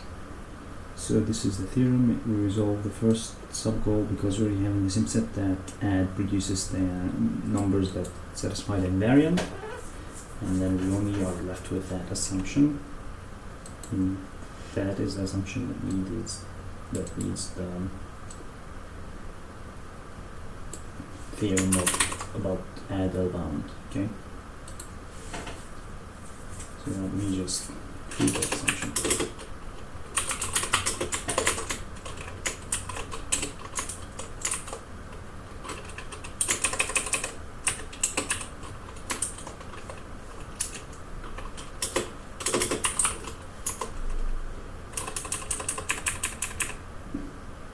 It should be the one that follows from that and that.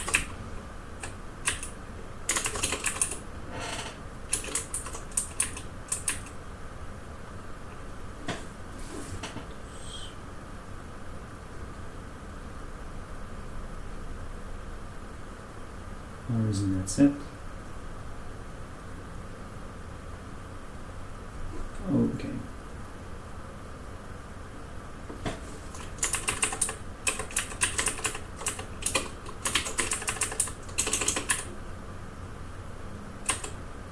R2 is less than that.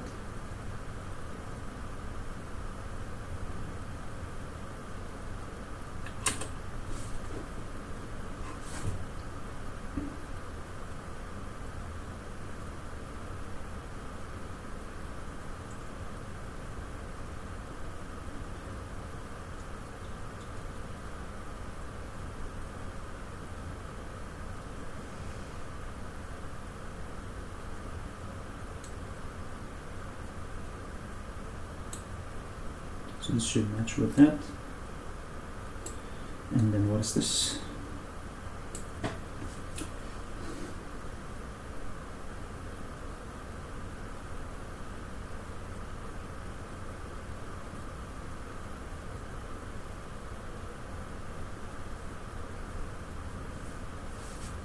Okay. Now let's use the hammer to try and fix that.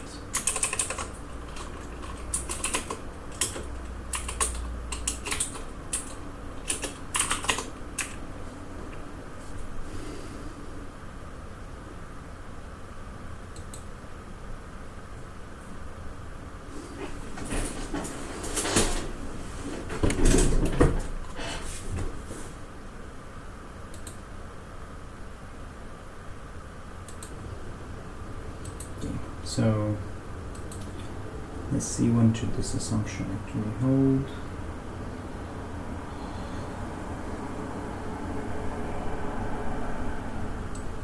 So R prime is in that set.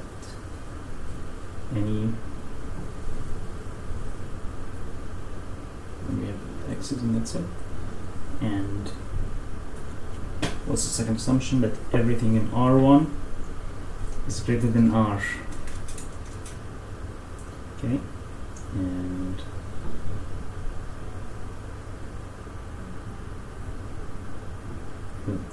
everything in R1 is greater than R.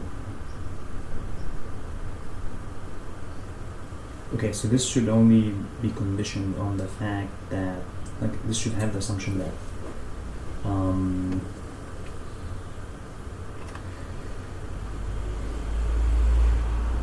R2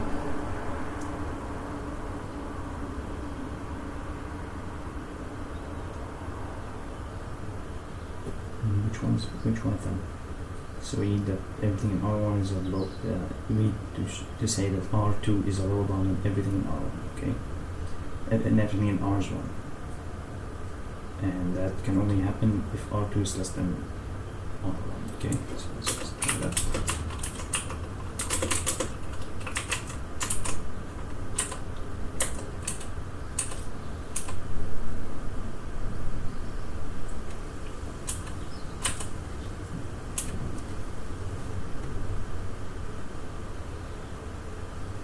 So this should give us that assumption. So that assumption should then be used here, and that should just flow from that.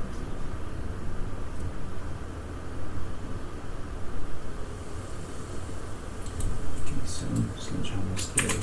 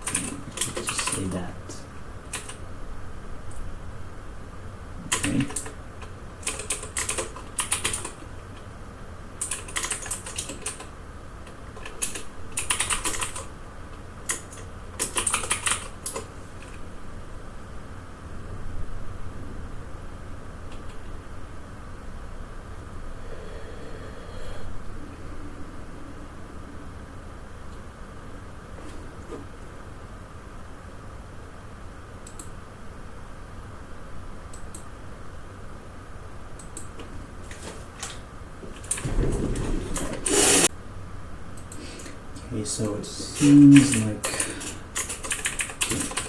I'll just join the store as much as possible, like we had earlier with the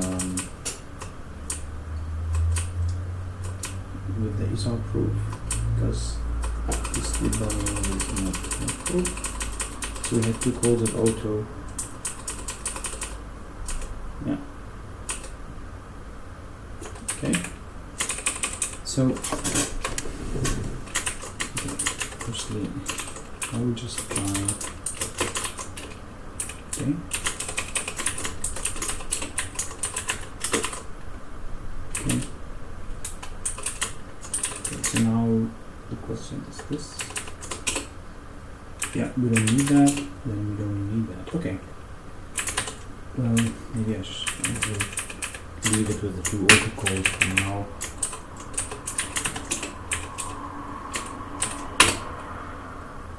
Okay, we don't even need the first auto. So, okay, I'm glad I didn't go deeper into it, dig deeper into the debugging. Okay. So now that we're done with that, then now let's go back to the running time. So, first of all, let us define a function that models the runtime of carry, the carry function. Okay. So let's carry. Should just follow.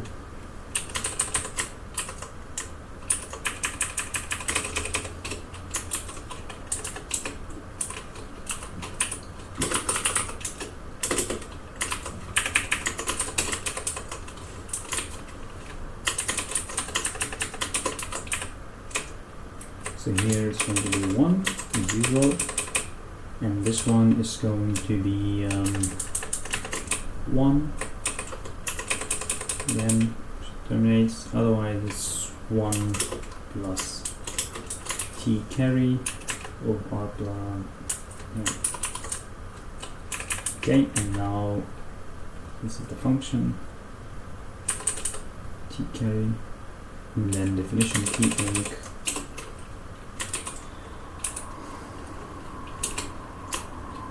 Just do t carry of 0.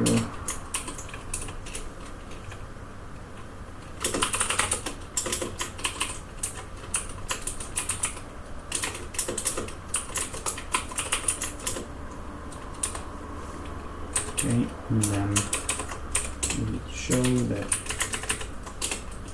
there is that bound.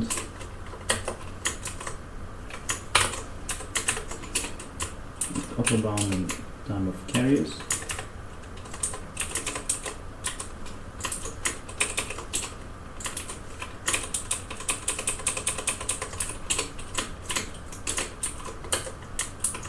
Okay. So here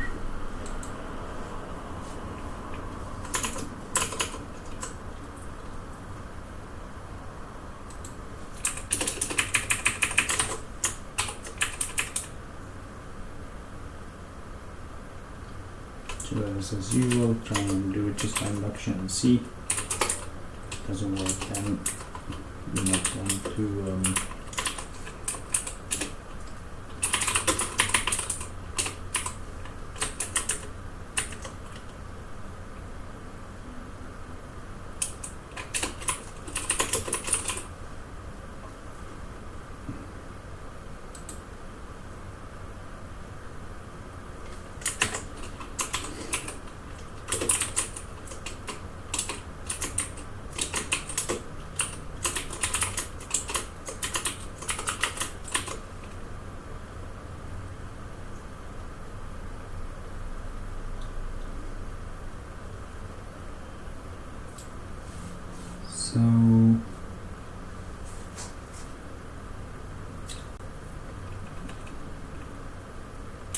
let's just firstly try to prove that, but for carries by themselves, and then do it for the special case for increments. Maybe it would make it easier.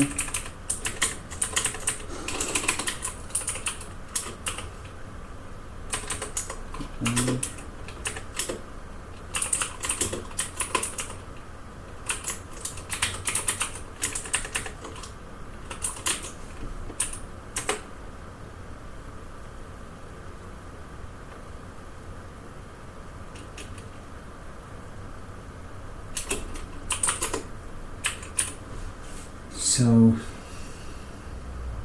log of anything should be greater than log of anything positive should be greater than 0.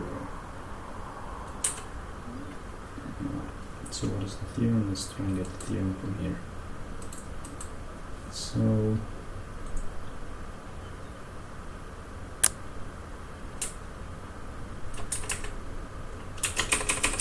let's look into those theorems. Do anything better than that? No.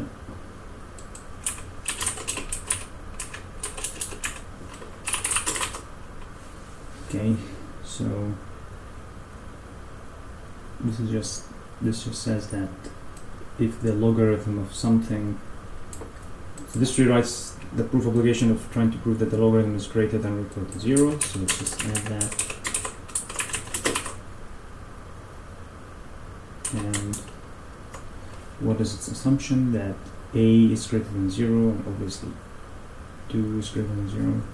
And the second assumption is that x is greater than 0.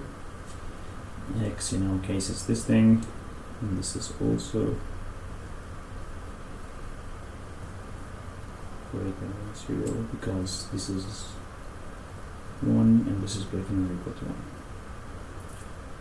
Okay.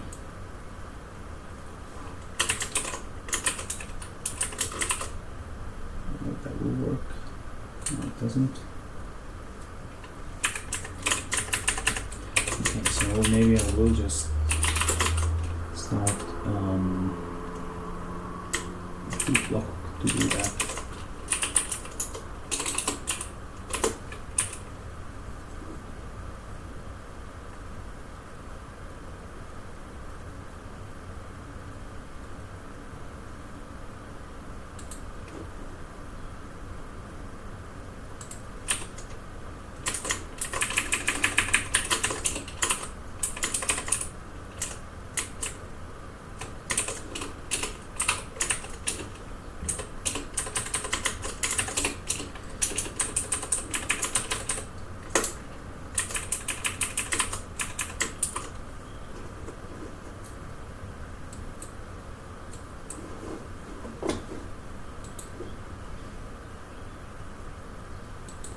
So now with this proof block, I will just follow the approach that we used to prove the heights of the AVL trees. I'll firstly show a relationship between the ranking,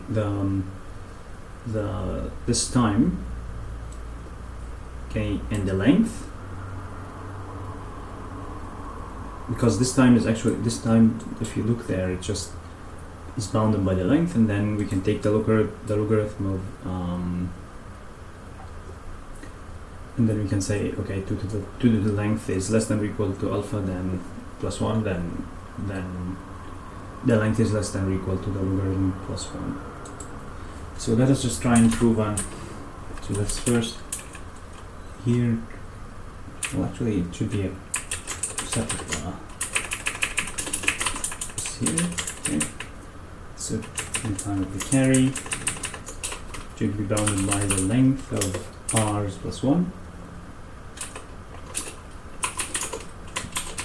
And I don't think that this needs the invariant.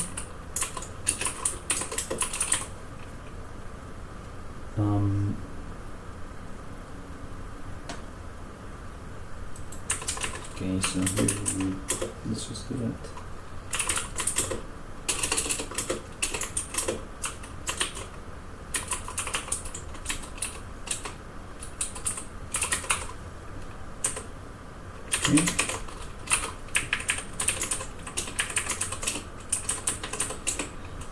Now, let's do the same, but for the logarithm.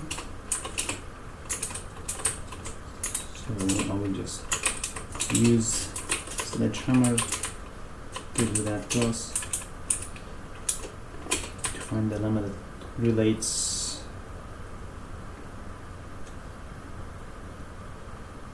Okay, so here we have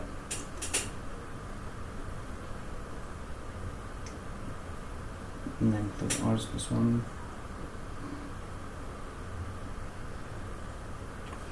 Here we have what do we have in?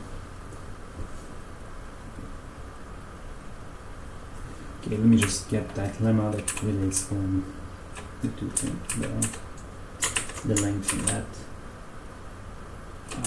That's why we need the invariant.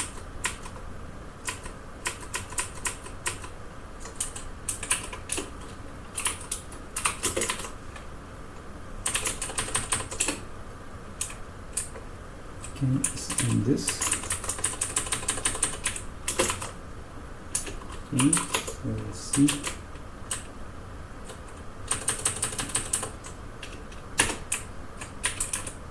Yeah, we should just find this lemma that relates the exponent and the logarithm. So what is it called?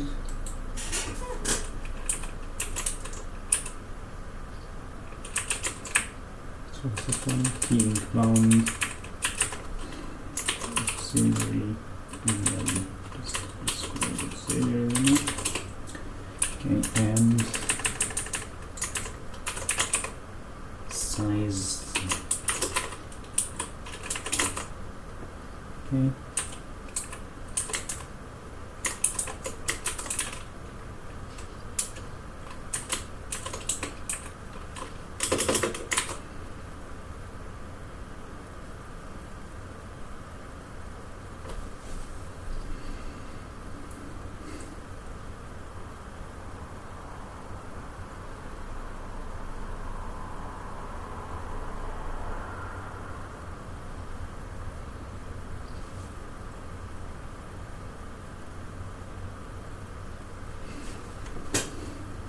Okay, maybe I will just open a proof block to try and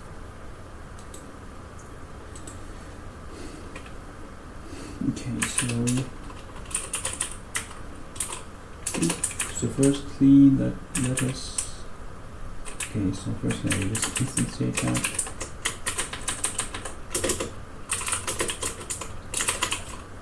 Okay.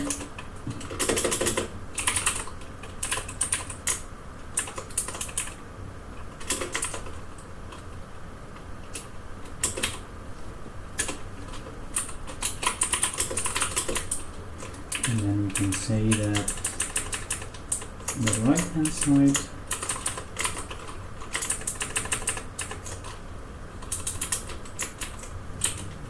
is somehow less than something plus 1, and that some other thing should be what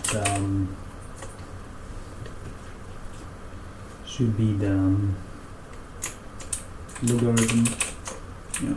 What is exactly stated in that lemma? Size of net.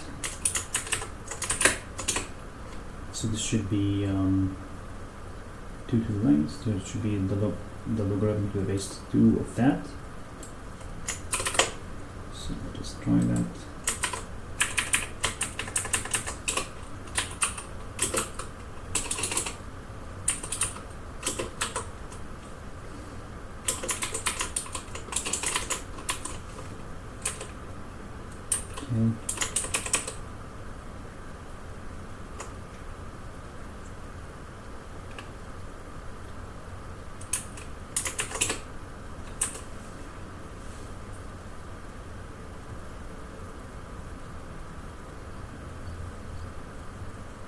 That should be done with this with the second lemma there. I will remove everything and just try and use that.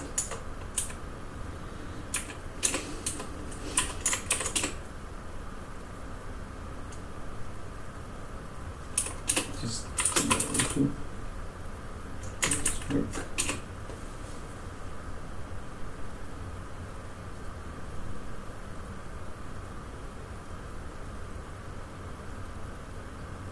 Okay, so we have some complications because of this real and like we need to take of nat, basically. Like we need to convert between reals and natural numbers. So I will before.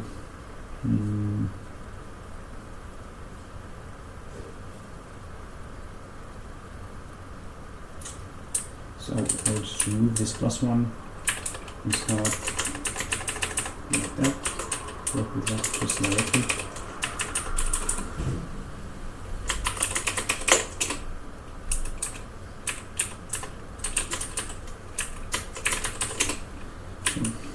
So now that should be easier.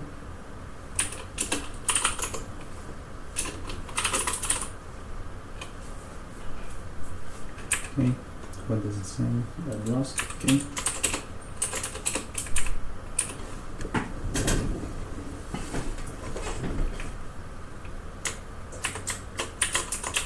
Just try and do that.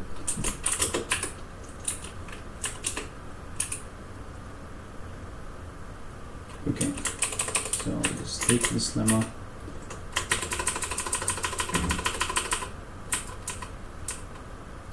I'm going to try using it here.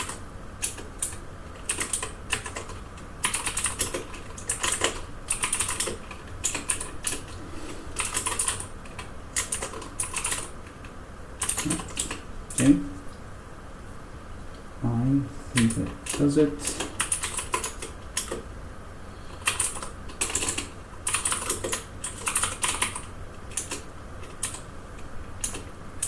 No.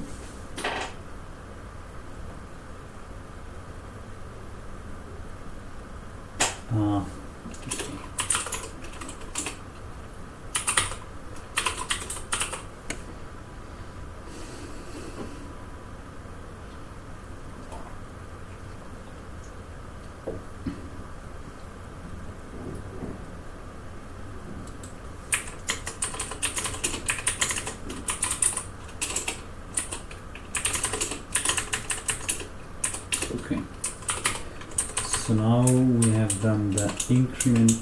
Oh, that should be t. Well, this should be carry, carry,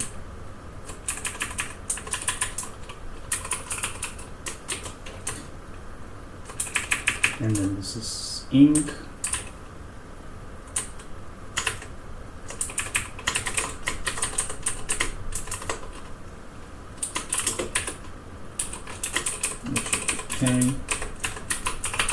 Okay, so now we're using this lemma and this should follow here.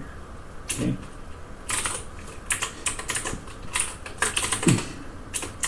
Okay, so that's the time of the incrementation. That's how you prove it.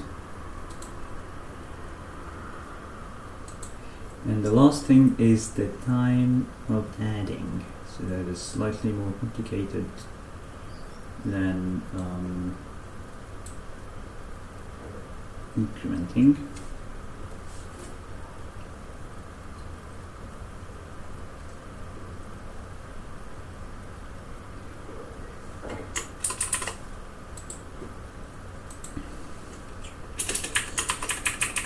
Okay, let's go up there and get the adding function. And this one I think we might want to use the pen and paper before we start the Isabelle proving.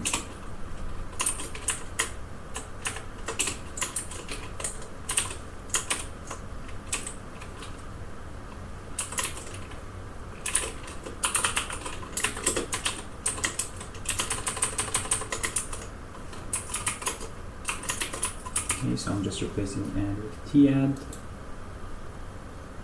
Now we have a lot like that. Okay.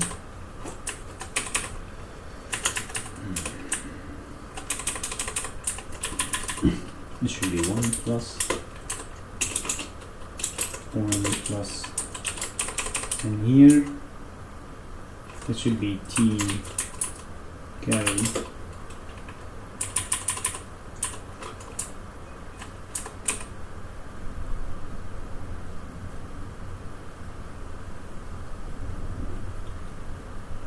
plus, plus time for adding.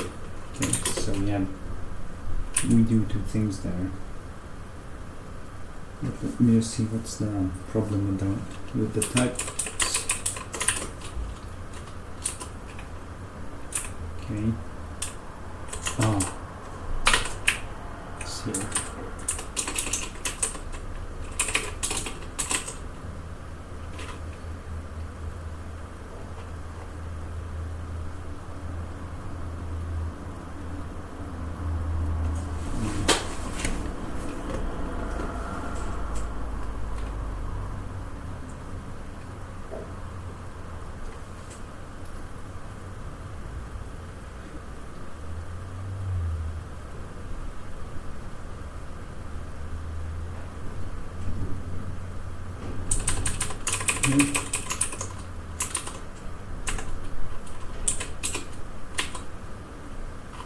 Okay, so we have some syntax over there.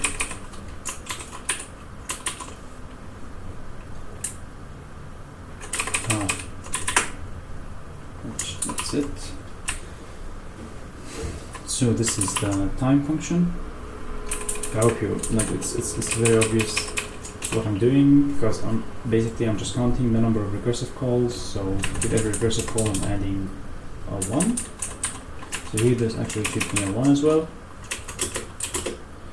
And then here we're adding, because we're doing recursive calls to add, recursive call to add, so I'm adding that time, and also I'm adding the time for carry because I'm calling carry with those two arguments. Okay, so that's all what we did there. The complications will be with proving an upper bound in that complicated function.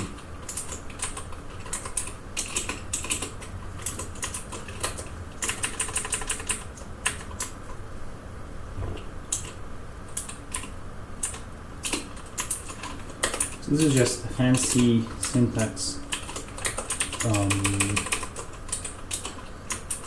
to write the theorem in a relatively nicer looking way. So instead of having to repeat the value of n1 and n, are they repeated at all? No. So maybe we could do away with that actually.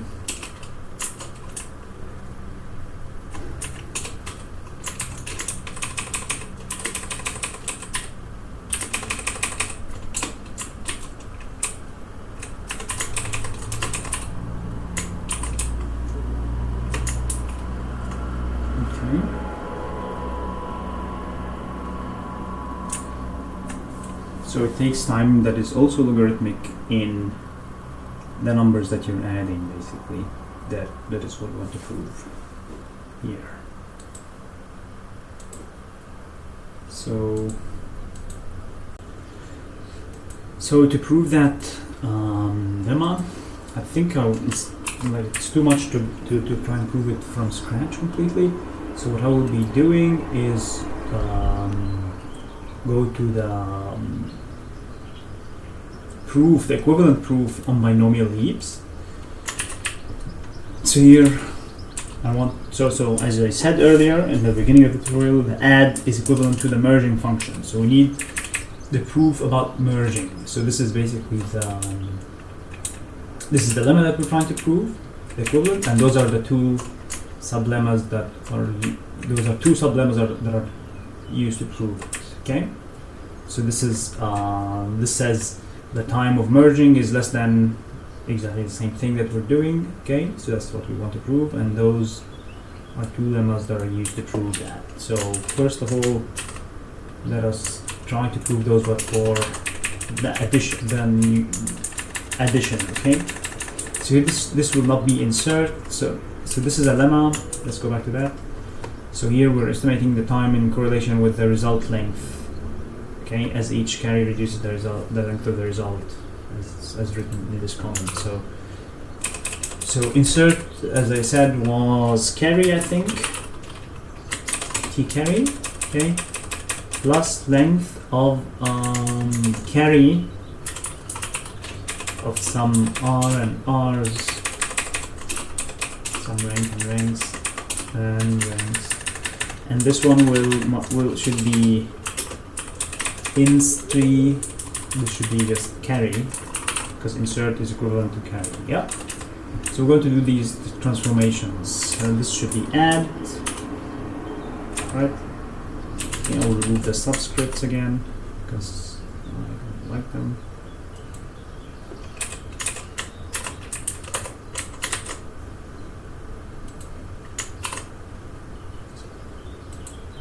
Okay, so this is the one, and then add. These are ours.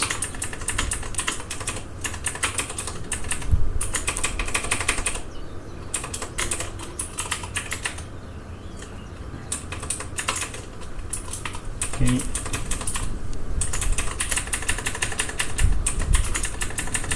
So the proofs should work exactly the same way, because as we said in the beginning, these functions do very analogous things, the arithmetic functions and the binomial heap equivalent ones. Okay, now let's go to the proof, that proof, and then just copy it and adapt it in the same way. So basically before, so let's see how the proof started there. The proof. Okay.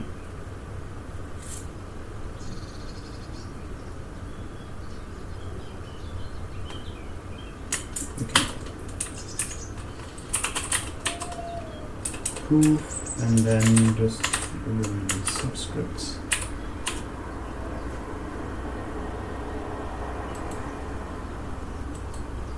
Okay, now what's going on there? These T's should be replaced with R's.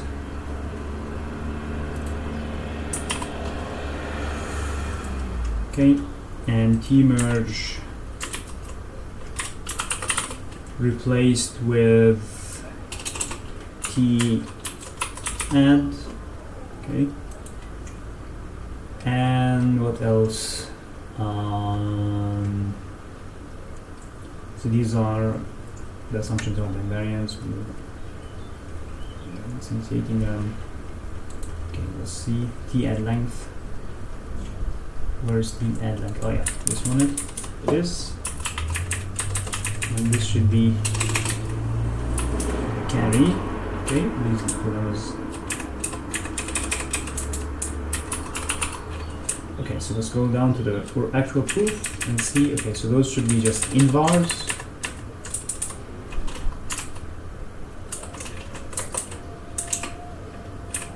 Okay, size and set.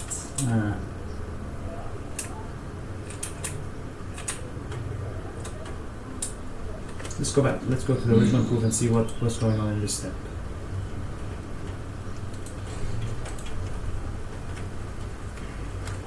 So bin bars is just an invariant saying that this is a binomial heap, and